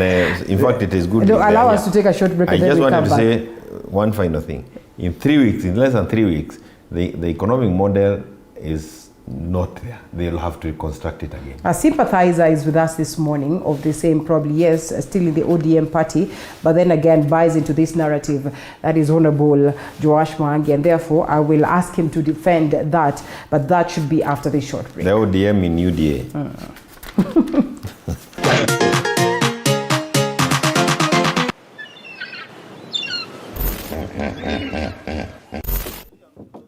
Why crocodile inaweza tokea juu. Hiyo sijakula hata unataka nikufe kabla ni. I don't like it. I don't. Miss Kai na hipo ikitokelezea ivuruche simu yangu. No, ni sawa. Those who know me will tell you I'm not a lover of large volumes of water. But for you, we rove the different parts of the country and beyond just to make sure that we bring you the experience. We educate you, we entertain you, and we inform you. That it's not political and it can do something. As we sail the boat of Morning Cafe to enlighten you, entertain you, and inform you every Monday to Friday, only on TV47.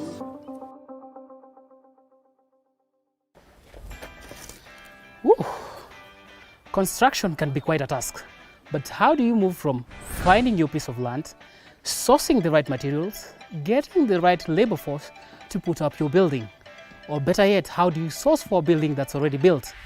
Just a small size of land can suit just a big maisonette because you are going high. How do you ensure you get the right finishes to bring out the aesthetic value of your property and make it not only look good, but also feel good? The buyers in this area are the buyers who are able to pay cash. Well, we have it right here on The Realtor on TV47, where we demystify building right here in Kenya and analyze the property industry for you to take advantage when acquiring your next piece of property. Every February, we hear men joking about going to a men's conference on Valentine's Day. We laugh about it, the lucky ones end up having a decent Valentine's Day, and we move on. But what we do not know is that men actually do meet up. Men do sit down and have conversations about things that affect their day-to-day life. Let me ask, does money make the man? Give them the gifts, shower them with everything you want to shower them with, but keep your money to yourself. I, for one, have always been curious as to what goes on in a man's mind, specifically an alpha male's mind. Adam. It's a bit confusing, not just for the leaders themselves, but the people on ground. Much as we have the vote, it appears that, well, it's going to be a tricky one to make a decision. And so as we delve deep into understanding, well, what would be looked at as confusion within the Mount Kenya region, or a split, so to speak, and confusion within different parties, it is obvious that we have to have these conversations so that at least by the time it's 2022, then we'll have a clear picture of what we are doing, where the nation is headed. And so the gentleman with me still in studio, Honorable Jeremiah Kioni is here with us, joining us virtually, Honorable Joash Mahangi and Honorable Farah Malim. We come straight to you, Honorable Joash Mahangi.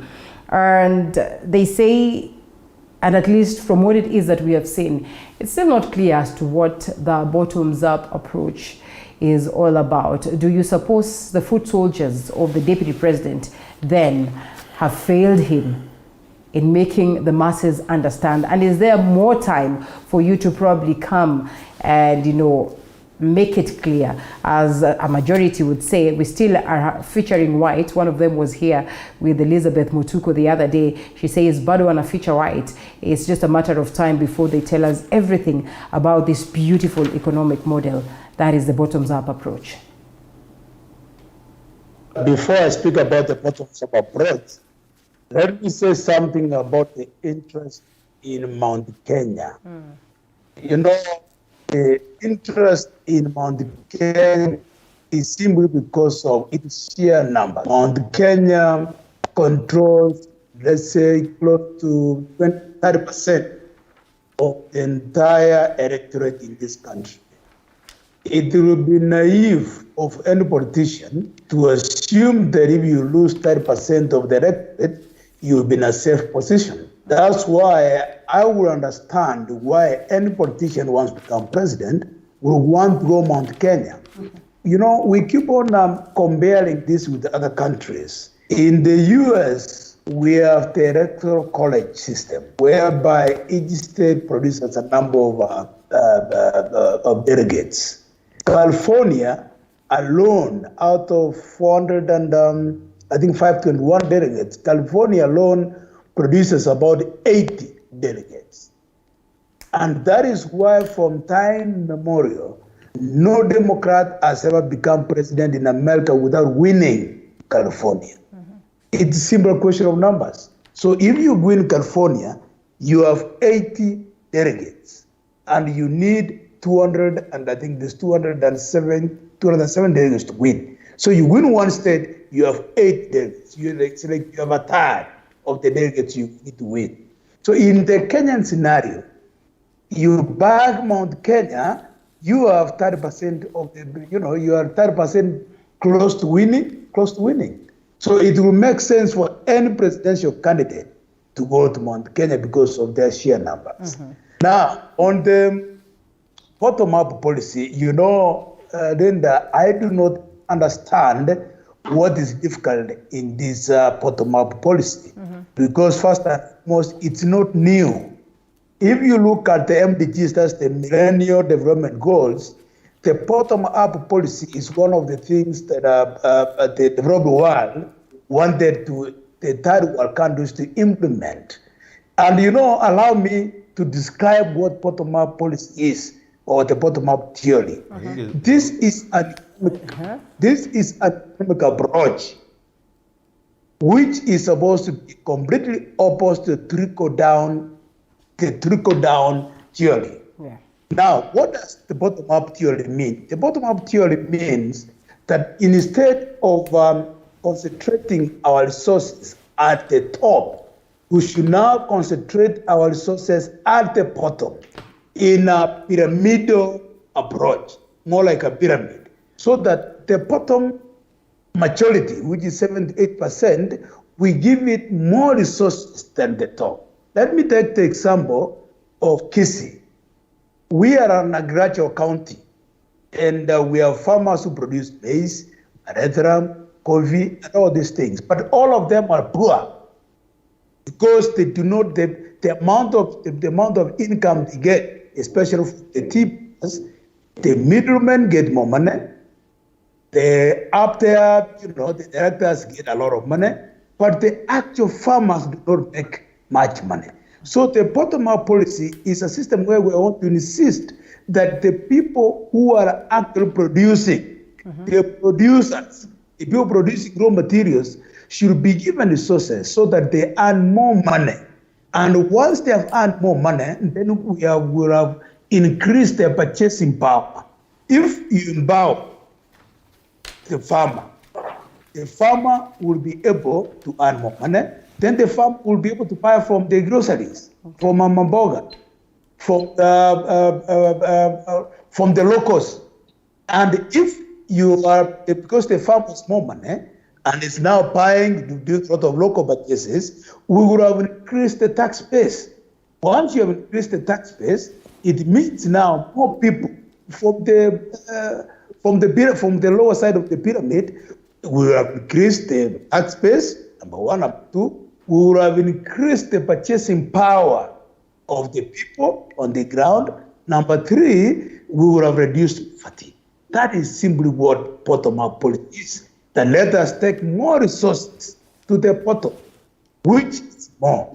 Let us take more resources to the people who are actually producing the raw material. Let us take resources to the farmers, to the mambogas, to the border.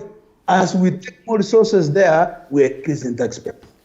Honorable Farah Maalim, are you convinced with that explanation now that they also are countering the 35%? You know,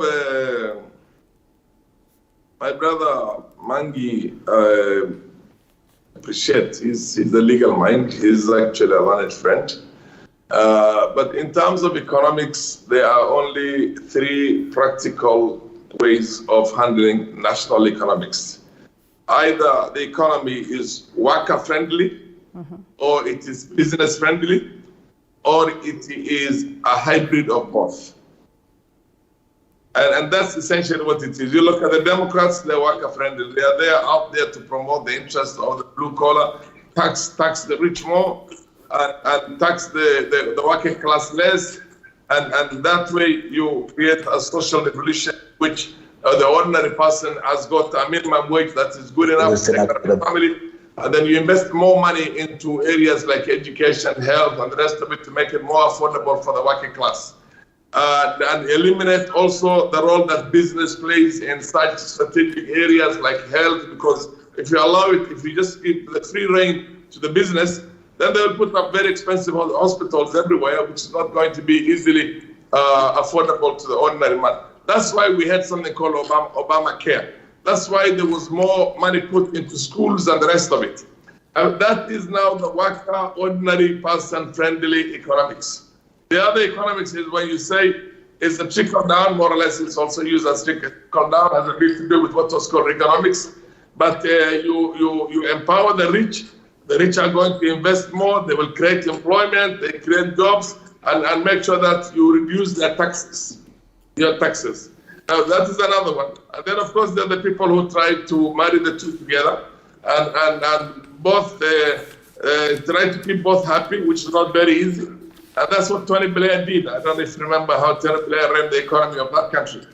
But for us here, the basic thing we see with our friend is people running with wheelbarrows, and you talk about Mamamboga, and I can tell you one thing about William, and occasionally also when he was there with his friend Uhuru last time, Uhuru was very clever to make sure that he does not make certain pronouncements that will be held onto him. Because William used to say, we'll grow the economy double digit. Now, how are you going to grow the economy double digit? He does not give you the mathematics of that. He does not give you the logic or the rationale of that. It's just you shout a word and assume that everybody is going to see this country go. So in other words, we're saying we're taking you to a better place. We're going to make you rich. We're going to help you get all these things. We'll put resources at the bottom, resources. How do you do the resources at the bottom? Handouts? As somebody was asking right now. Now you know, even if there's a bit of a sincerity in that, I was hearing somebody last night debunk it. You are sincerely wrong. That's not how economics works. You will have to say, I'm going to reduce the public wage. I'm going to increase the taxation of the rich. I'm going to do. I mean, that's if he's talking about dealing with the bottom and giving them more. You come up with plans and say, this is what I'm going to reduce so many billions from here. I'm going to reduce so many billions from here. I'm going to increase so many billions through A, B, C, D, and you show the economics of that. And I'm going to use this money saved into this or that. I mean, you don't just go out there and say bottoms up, bottoms up. It's like the fancy double-digit growth, 24-hour economy. But 24-hour economy basically was the one which, in my opinion, is a very good idea that you really don't need to put much into it other than to make sure that the public sector works 24 hours, certain elements of the public sector like the port. He's not talking about free ports or he's saying that, look, we're going to privatize certain ports. We're going to reduce the rates we charge for the landlocked countries to make sure that we attract back all the traffic that left us to go to Dar es Salaam and Tanga and the other parts. I mean, you have to come up with an idea that says, this is where we are going to make this money. This is where we are going to create this richness. And people will understand it. But then you just come up with a fancy one-line statement or two-line statements and say, this is how our focus is the ordinary person, Mama Mboga. But how in the Mama Mboga? Give us the explanation of how you are going to promote that Mama Mboga. Let me tell you a small man's friendly economics. It happened in the agricultural sector. At the time we got independence, most of the wizards in economics never saw how those big farms or big plantations owned by white settlers, if they were subdivided into 5 acres, 3 acres, or 10 acres, how they were going to function. And people believed that those farms are going to be destroyed. I mean, that economy will go to hell. But when we put in our people there, and the coffee sector started doing very well, you could see somebody with 5 acres making a lot of money. But because there was the coffee board, which worked for the people, there was a KTA, Kenya Tea Development Authority, which worked for the tea farmers. There was a National Cereals and Produce Board, which did a fantastic job.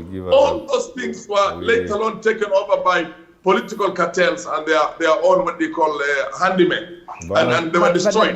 So if you're going to come back to us and say that I am going to reform this, and this is how it's going to work, I'm going to reform that, this is how it's going to work. All right, fair enough. I know Honorable Kioni wants to come in, but well, let me ask this question as you also respond to what he says. If there's this conviction deep down that maybe there's nowhere that this hustler narrative is going, it is not convincing enough, then why is it that Jubilee is now crafting, ways of countering this hustler narrative that has been propagated left, right, and center, and appears to, have resonated well with the people on ground, like you started by saying. You are part of the people that have been captured on the paper this morning as to, the key figures in the Jubilee Party that seek to counter that narrative. What is the interest in this case? When you put your child, I don't know whether you ever tried teaching. I did. I have done it. I'm even part-time lecturing at the University of Nairobi. Okay. But when you have a child in Form 1 like they are reporting today, and at the end of Form 4, you put a simple exam paper to ask, what is it that you've been running for the last 4 years? And the child cannot be able to put some 3 paragraphs that can help you understand what was Form 1 to Form 4 all about. Forget about the depth of the syllabus. Then you know something is wrong, either with the school or with the child or with the whole system. And you need to not just address the capacity of the child, but also the system. This narrative has been taught to us for the last 4 years by the teachers. And the teachers themselves, whom we had in the studios in the last week or so, none of them can be able to tell you where they began, where they are going, and what it is likely to be the eventual outcome. That's a major worry to even us as leaders. Even those who thought that they can follow that narrative, you must ask, na hawa wanatuambia tufuate nini hawaelewi? That's the major thing. Kama mwenye anakuambia umfuate haelewi mwenyewe, then you have to be very careful. And that has come out clearly. And what the hustlers can now do is only to sit back or go back to the drawing room and try and, make good, because already it's looking bad. And let me say this. And because, let me look for the easier way to say it. For you to benefit as a farmer, with the products or the produce that you're getting from your farm, you must sell. For there to be a sale, there must be buyers. You are somebody who to buy. You are there, you are the producer, you are selling.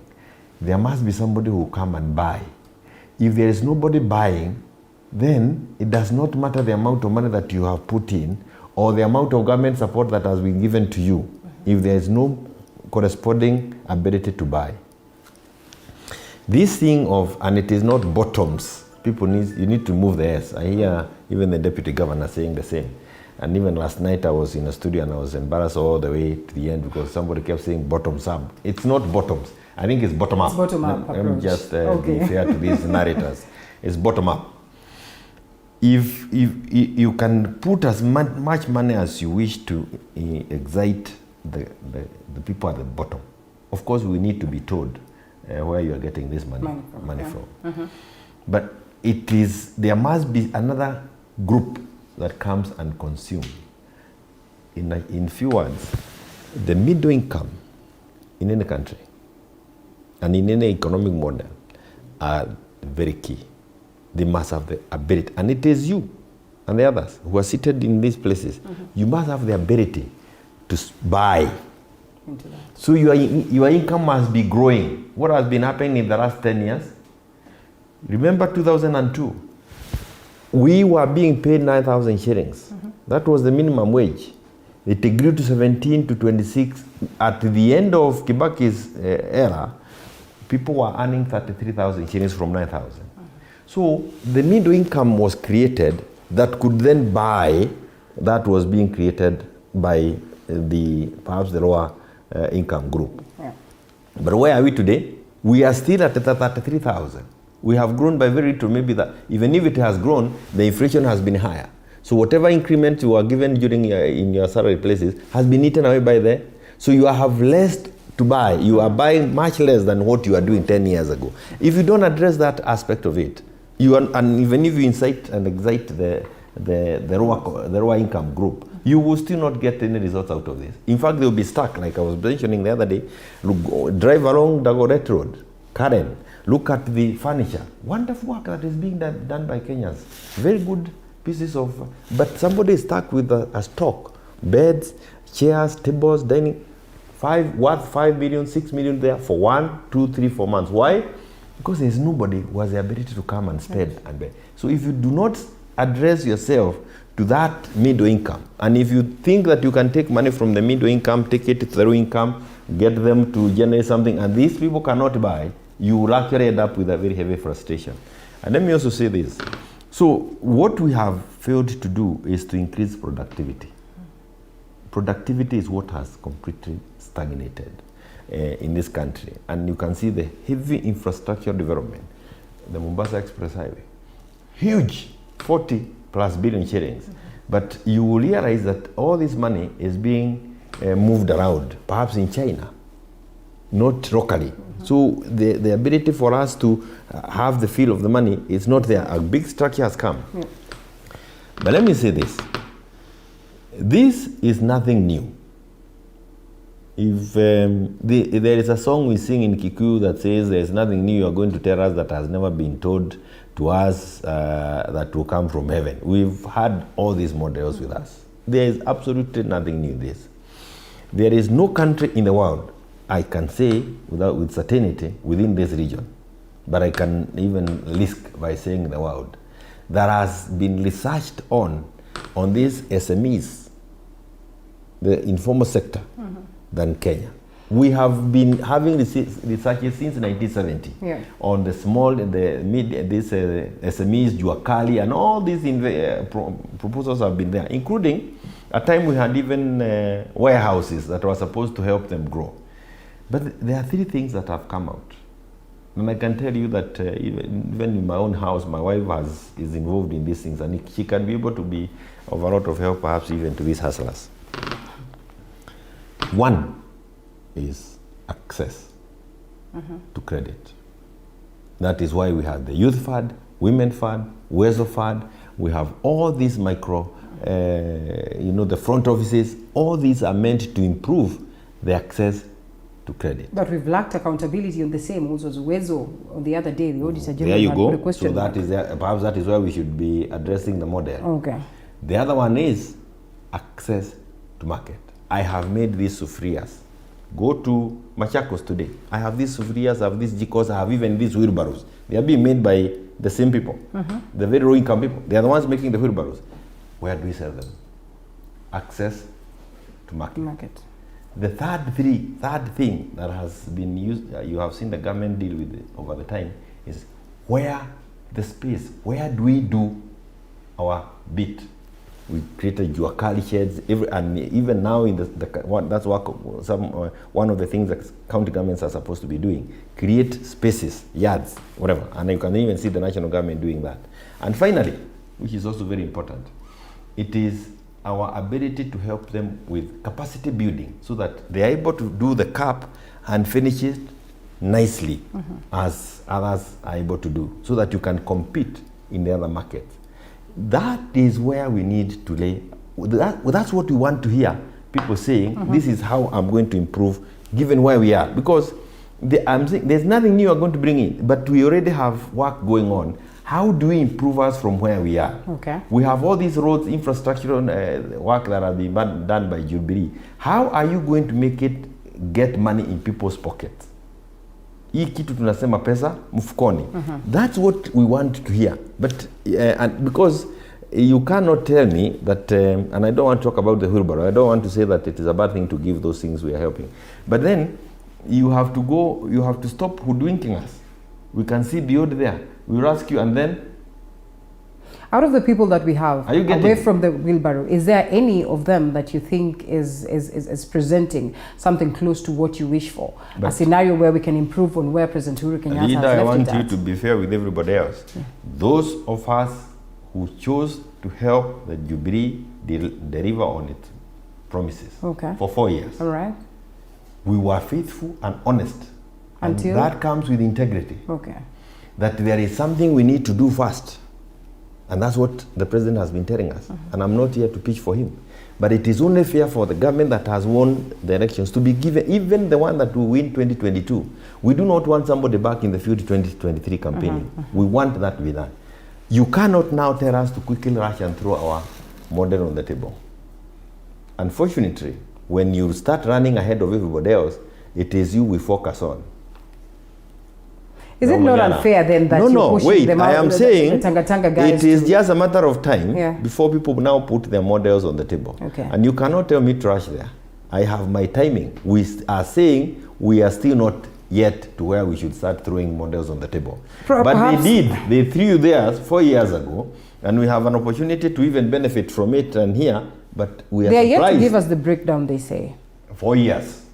Yes. I mean, what is the rush? What is the rush? You probably are excited to get his. You cannot disrupt the running in a class for 4 years. And then when you're asked to tell us what it is that you have been wanting us to do, you then tell us, I am still going to do. But this is politics. You must be a very poor student. We take a short break. We take a short break and then come back, wind up on that. All right, we take a quick break. Gentlemen, I know you're there virtually waiting to probably weigh in on this. Honorable Kioni can really, take his time to articulate this, which is pretty much good. And so we take a quick breather, we come back, expound on that, and generally what the other individuals that at least we want to believe would be on the ballot have to present to us.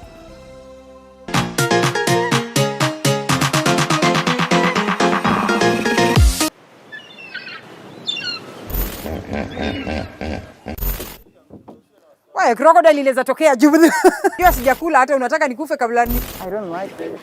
I don't. Miss Kai na hipo ikitokelezea ivuruche simu yangu. No, ni sawa.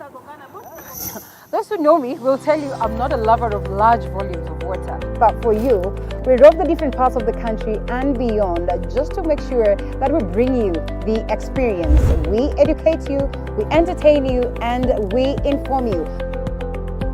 That it's not political and it can do something. As we sail the boat of Morning Cafe to enlighten you, entertain you, and inform you every Monday to Friday, only on TV 47.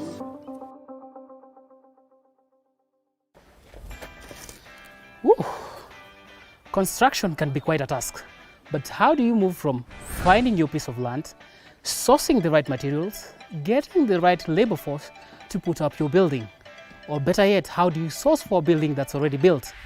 Just a small size of land can suit just a big mansionette, because you are going high. How do you ensure you get the right finishes to bring out the aesthetic value of your property and make it not only look good, but also feel good? The buyers in this area are the buyers who are able to pay cash.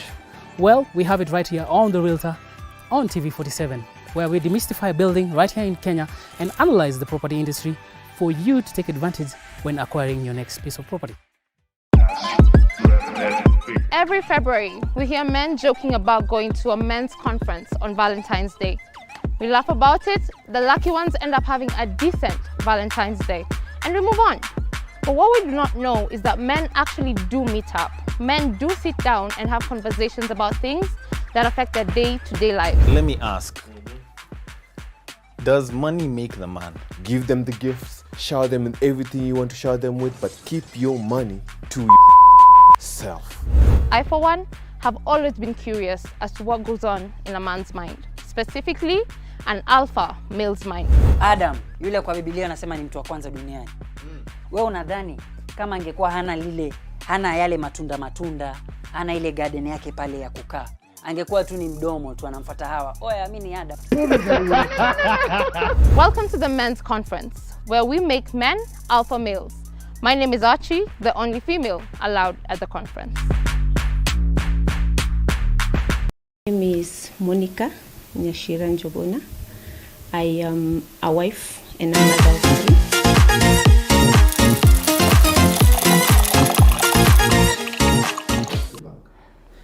Well, the wisdom that is required when you're listening to politicians, I'm telling you, is one that we probably would need our maker to come in and intervene, because you realize that left, right, and center, you get to listen to one, they convince you.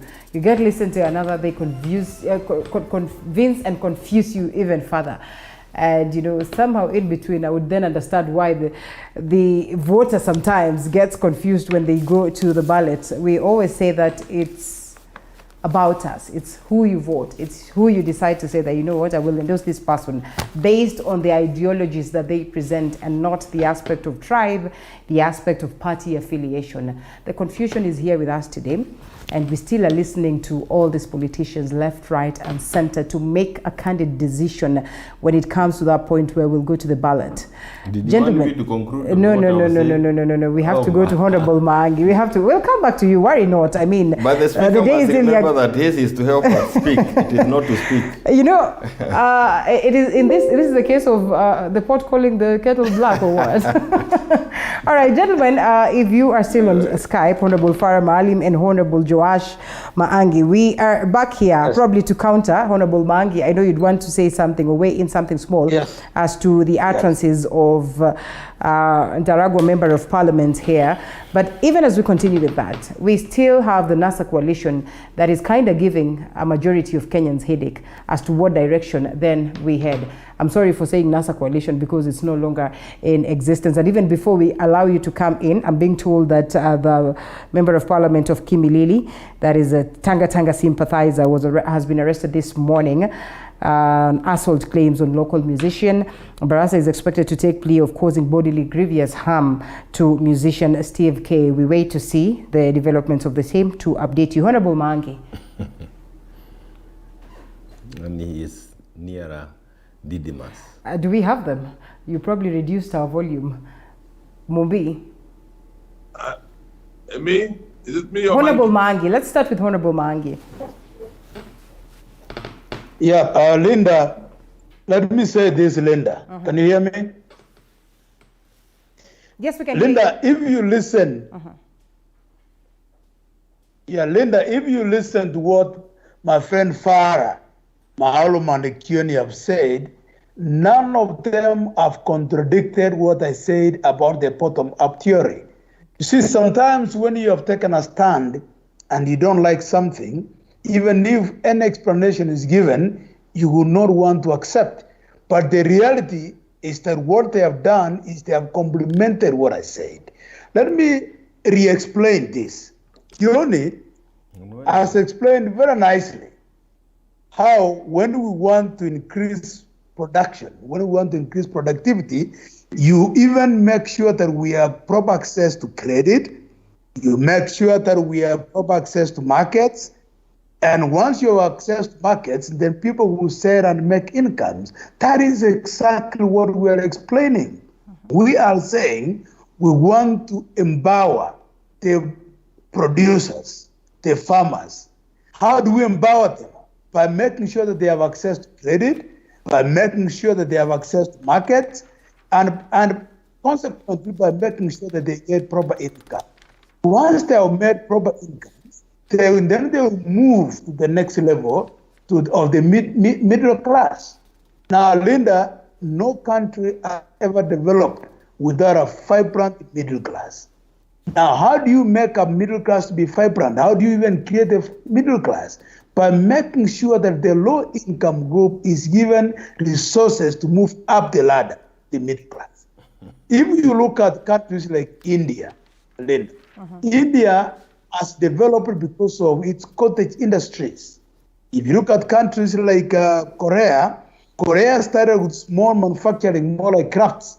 Now it's a manufacturing powerhouse. What we are saying is that if India was able to grow through cottage industries, why can't we make sure that in Kenya, take the example of Kisii again, if we had, for example, we produce bananas, sugarcane, if we were to empower the people of Kisii by creating cottage industry so they can begin, for example, can create canning factories, small cottage industries, cooling facilities, that we will have empowered the farmer. And then the farmer, once we have empowered the farmer, we will have increased his purchasing power. Once increased purchasing power is going to buy, and then money is going to circulate. As money circulates, everybody's going to pay taxes. We have created tax. So what it's explaining is exactly what I'm explaining. Only that Kioni is reluctant to accept that what he's saying is the same thing as a bottom-up theory. No, can I just say before you let him manner that I've said again, and I don't know why the deputy governor cannot. Farah, just one sentence, and then you take. I don't know why he is not appreciating that we are saying there is nothing new. In what is yes, and if you really can tell us for 4 years you have not told us anything new, why didn't you help us? Why didn't you help us improve the services that exist? We are saying access to credit. And we had the Weso Fund, Women Fund, we have the Youth Fund. Just to mention the ones that are familiar with us. And the idea is that we need to allow they have access to credit. We need to make sure that there is market for their produce. And these things were even tried with the economic stimulus of 2009, 2008. If you use any other system of looking for money and taking it to the people at the raw level, dishing out cash, that is what we want to be told. How are you getting that cash to them, other than through institutions? If it is to have your money in the boot of your car and taking it to the people, we saw it with Moi. What eventually became is imprinted money, and this country went to the dogs. Right. So we have to be careful with this thing that sounds very nice, and the simple, easiest solutions to the ear of the Kenyans for very difficult solutions, problems. And this is not anything new that is there. We have, where was CDF started? CDF was started to try, how can we get money near the people? So ideally, is this is the same thing, and I can tell you, I can refer them to go and have a case study with Laikipia, where he has identified 750 small, ordinary people, helping them to do cottages, giving them money through devolution in an accountable manner, and helping them to grow. But then he's also trying to identify a market for them. And I can tell you one of the person is that one of the places that do the tailoring work, Tegereza Suti, Nyahururu, they have taken some shops and say, buy them. Even the governor is saying, I wear these guys' suits. Yes. You must create up some market of some sort. So what is this new? Other than, if you are trying to improve on what we have been doing, why then did they run away from us for 4 years ago, and then to just tell us what we have been doing in another language? You call it hustler, you call it wheelbarrow, but you are telling us what we have just been doing in another language that is accurate to hoodwink Kenyans. And we saw Moi do it for 24 years, and it left us poor. Honorable Farah Maalim, as you react and also tell us what is going on within the, or I don't want to say Oko, as many people would say, neither do I want to call it the Cerelac Coalition, but the One Kenya Alliance. Well, it's a political coalition of 4 parties who have come together, and we're still open to more parties coming to us. And that's WIPA, ANC, Ford Kenya, and KANU. And the idea is to create a grand coalition and unite the country. As for the ideas we have about matters or items that areas that we need to deal with in our economic model and the rest of it, that's going to come out in the final manifesto, and that's going to be after the coalition itself is concretized and actualized and realized. So basically, it's like-minded people who have come together. Many of us have been together before in NASA, so the only additional player we have is KANU and Gideon Moi. So we already had shared a lot of ideas together in the past that we feel that we can bring in the new entrance into that and see essentially how we can take this country forward. Look, the country is thoroughly divided. The economy is on its knees.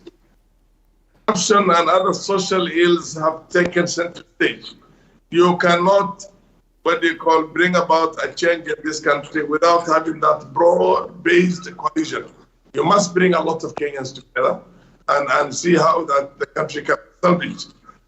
We don't have the luxury right now of just running for office. We intend to try and salvage the country. And for your information, by the time we start paying these debts and they mature, these external debts, the Chinese debt, many other debts also, we shall be in big trouble. Right now, we are borrowing to service debts. So when somebody tells you a debt is being serviced, it means we're just paying the interest. The principal is not being taxed. So it's all of it will come together, and like Kioni said, we might end up printing money, and when you print money, the economy collapses.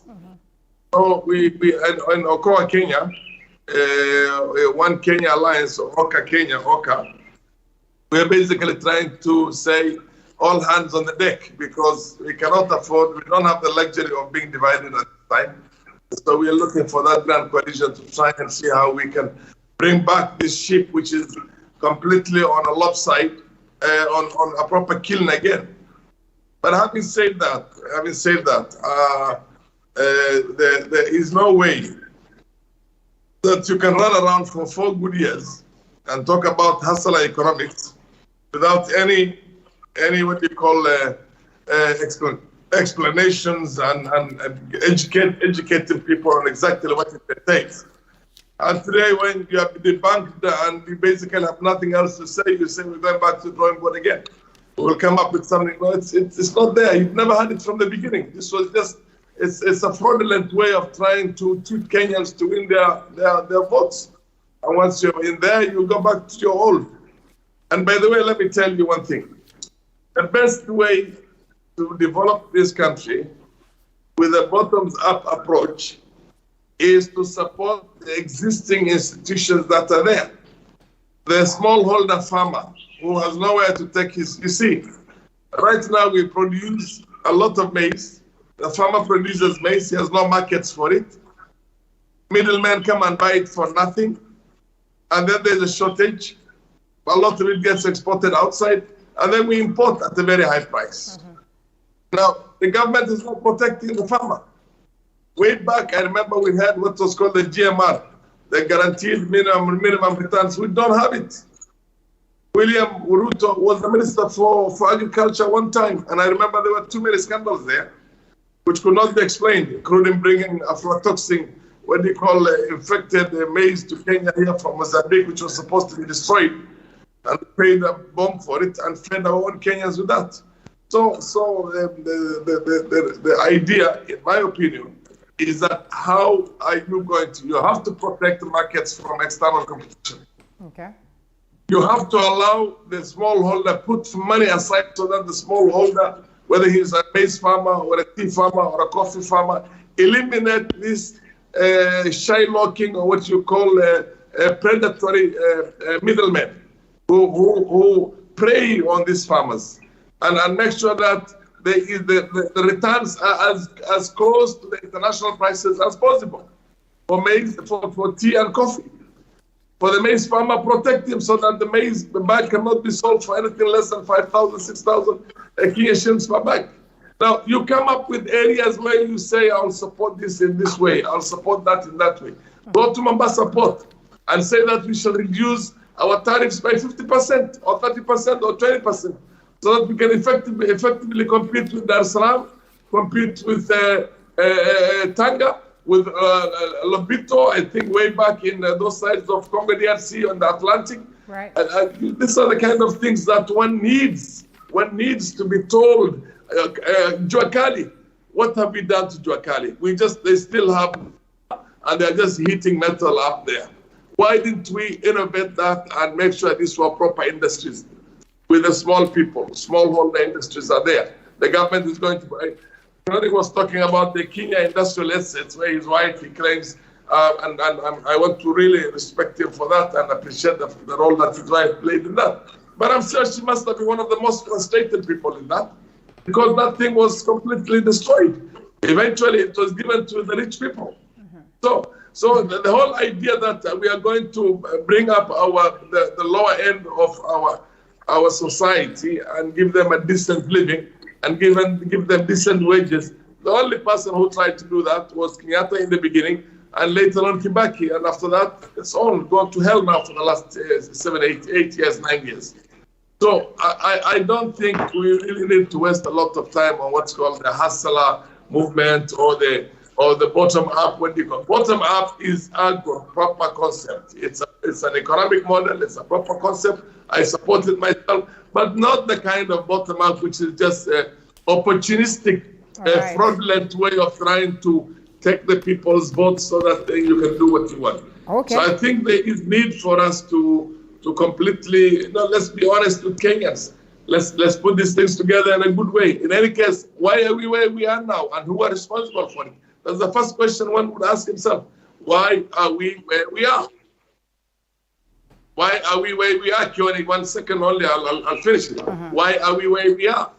The same William Ruto was the one who was fighting very hard for those Eurobond, for those what we call SGR, for all the problem, the mess we're in here, the loans we're borrowing. He was there in the first 5 years, literally the de facto president.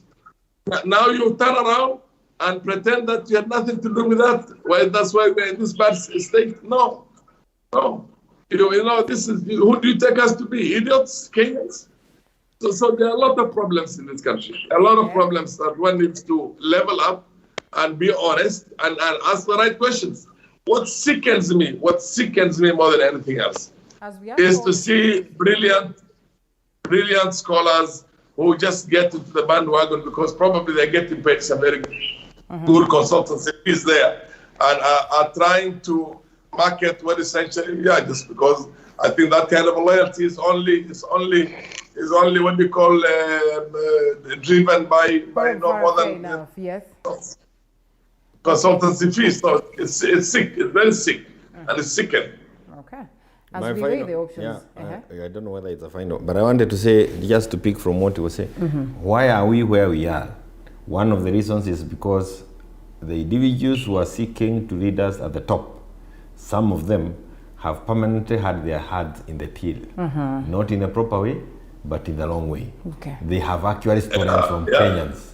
And if you've been stealing from Kenyans, how do you again trust you with anything, including even if it's a bottom-up approach that works? We are not sure that once it works, you're not going to continue stealing from us. So one, that model cannot work if you have conflict of interest. Okay. Two, that model cannot work if corruption is not dealt with. And if in your camp, it also looks like at the center or the hiding corner for the corrupt. It can never work, and we cannot trust you, not just with the bottom-up approach, even with the trickle-down approach. All right. All the tried models can never be tried with people who steal money. Let's overlook these people and look at the other options that we have on the table today, at least as of now, as we await to get more options. And the options we have on the table today, Leader, the options we have on the table today is implementing what was promised by Jubilee 2017. Are you trying to tell us that Jubilee is going to bounce back? No, I'm not saying that. But one is out of they are the question. ones. They are the ones. Allow me, Farah. You remember you were helping me speak in Parliament. They are the ones who have the mandate. They are the ones who have the mandate up to 2022. Yeah. And we are implementing on the platform that they gave us. We are seeing infrastructure development. Now the issue is those who wants to move beyond 2022, they will be putting their models on the table. For today, we have this Hasana narrative. It is the one we are chabuaring, and you can actually see the difficulties that it is coming with it. I would expect that those who would want to put their models on the table will of course learn a lot from the mistakes that are already being committed. Okay. I do not want to go the far away where I suggest how it should be done. That will come because I know the way Kenyans behave, politicians behave, the reason to what you are saying, and then they behave like it is their idea. I do not want to do that. I started this issue of the this CBC education system back in 2008. I don't know where you are. I said we must clap the 844 thing and the standard 8, and Farah was my speaker. I started that, you can actually see, but nobody will ever give us credit for that. They take off with it and it makes it look like it's theirs. So I do not want to put what I think should be done on the table. Right. And until we have created that platform. And we are in the process of it. And I can tell you that what you are seeing in the papers, we may end up very far from anything that is written in the papers today. So the likes of Musalia Mudavadi, Right Honorable Raila Odinga, those are the names that are written on the papers today. Honorable Mangi is there. Let's not... Can I just say a word before you go to the... No, Linda, I think it's my time. Just one word, Mangi, one word. Too fine, Kissy. One sentence. Okay. Kioni, when? At the end of your term, Kenya's Jubilee was there. It's not done anything. You're coming up with a plan now when you're to the elections. No, exactly. I didn't say that we are coming up with a model. I'm saying that we are still working on what it is that they promised. New models will be put on the table by those who are eyeing 2022 and beyond. Fine, Linda, let me say this. When you listen to my colleagues, they are all saying that there's nothing wrong with bottom-up policy, apart from the fact that it's not new. So they are accepting there's nothing wrong with it, apart from the fact that it's not new. Now, if they're accepting that there's nothing wrong with it, then let us put it. You know, Kiona has asked a very important question. Why are we where we are today? This is the question Kenyans must ask themselves. And this is the question Kenyans must answer in 2022. Kenyans are going to answer this question in 2022 by electing a person who will take us from where we are today to a better place. Linda, there's this question that you asked about OKA. Or One Kenya Alliance. My honest opinion is that One Kenya Alliance is just but a holding ground for the four politicians before they decide where to go. Some will join the DP, others will join Raila. And as I always say, 2022 will be a race between two horses, Raila Odinga, William Samoei Ruto. All these others are holding themselves as they prepare to join either DP or Raila. Now, Linda... Moi declared his interest yesterday. He said he is going to go for it. So why would you assume that he's going to change his mind? You know, declaring an interest is one thing and winning is another. Okay. Moi can declare 10 times, but Moi is not going to win. He's not going to win the presidency 2022. I don't want to use a bad name, but when we look at, you know, in a race, there will be horses, there will be donkeys. So we all got many people many donkeys declaring their interest, but there are only two horses in the race. Yes. Okay. I think donkeys is what we call donkeys. All right. And I don't know whether Okoa is what he is calling Opa or something, but he is a little far from. Briefcase carriers they are called. But I think it is not useful to dismiss any of the political. These individuals are there, but the reality of it is that when you are running and when you want to look for the presidency, and when you have ideas that you would want to bring on the table, it is always important to look at what is possible. And I can tell you that that is the case. What is forward. possible? What is Honorable, possible? You what want is to play possible? with that aspect of the possibility. And I remember the Deputy Governor did mention something crucial, that we have Mount Kenya block here. With I can tell you, it's about 35% of the vote. And it's going to play a key role. I see some people doing it within Jubilee, and others are doing it within Tanga. There is always that struggle, that it's easier for the media to paint you either Jubilee or Tanga. It's easier for you to manage and to report. But it is also good to pay attention to what any other might that is coming outside those ambitions. And whenever you hear us talk about the Jubilee agenda, it's not that we are out to defend much, but we are being honest, we are being faithful. There's nothing we are going to do between now and 22 when we hold the elections. We will be at the management of Jubilee. And if you want to say mismanagement of Jubilee, say it. But we will be under the care of the Jubilee government.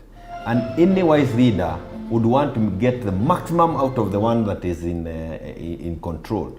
That is why we have to remain on course from that front. You know, what we do after that, others can continue putting their cards on the table. Unfortunately, 4 years ago, the Hasala team put something on the table, and 4 years down the line, we can actually see that they have not thought through it. They never thought through it. They thought they would just wink us, put us together and tell us that we just give them votes. Kenyans have moved. They will be asking questions on everything you say and you do. And I want to tell you as I conclude, it is not just the economic model that you put on the table. We are also interested with your character.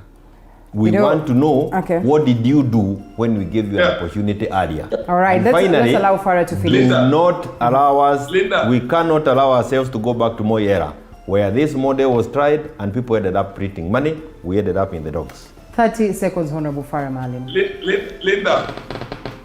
Linda, there is a big question that Mangi asked. Which was what's wrong with bottom-up model? Because that's what they're saying. Their version of bottom-up model, there's one problem with it, nothing else. The rest, we can build a very good concept around it. The problem is Ruto. Nobody can trust Ruto, number one. We close it on that, gentlemen. Let's close it at that. Yes, Honorable Mangi. Number two, whether you say donkeys or you say horses, you can say, anybody can say what he wants. But the presidency of this country come 2022, you're looking at no outside two people, Kalonzo Mudavadi. One will be a president and the other one most likely the deputy president. So you can dismiss them now, but Kenyans are looking for those safe hands. Okay. Honorable Mangi, close it in 30 seconds. Linda, my friend, my learned colleague, Farah Maalim has made my day this morning. He has accepted that there's nothing wrong with the bottom-up policy, only that they don't like the messenger. They don't like Ruto. So if nobody trusts. Okay, you don't trust the messenger. That's what I've been saying, that the policy is okay, but they don't like the messenger. But, so, Deputy DG, please make your case. Don't allow us to come and help you out after 4 years. We can, when we help you out after 4 years, it actually means we are still better than you. And you want to lead the country when we can't allow you to lead us if we are leading you even in these platforms. Okay, Honorable Joash Mangi, Deputy Governor, Kisii County. We have to close. You know, the two gentlemen have joined me in promoting the bottom-up policy.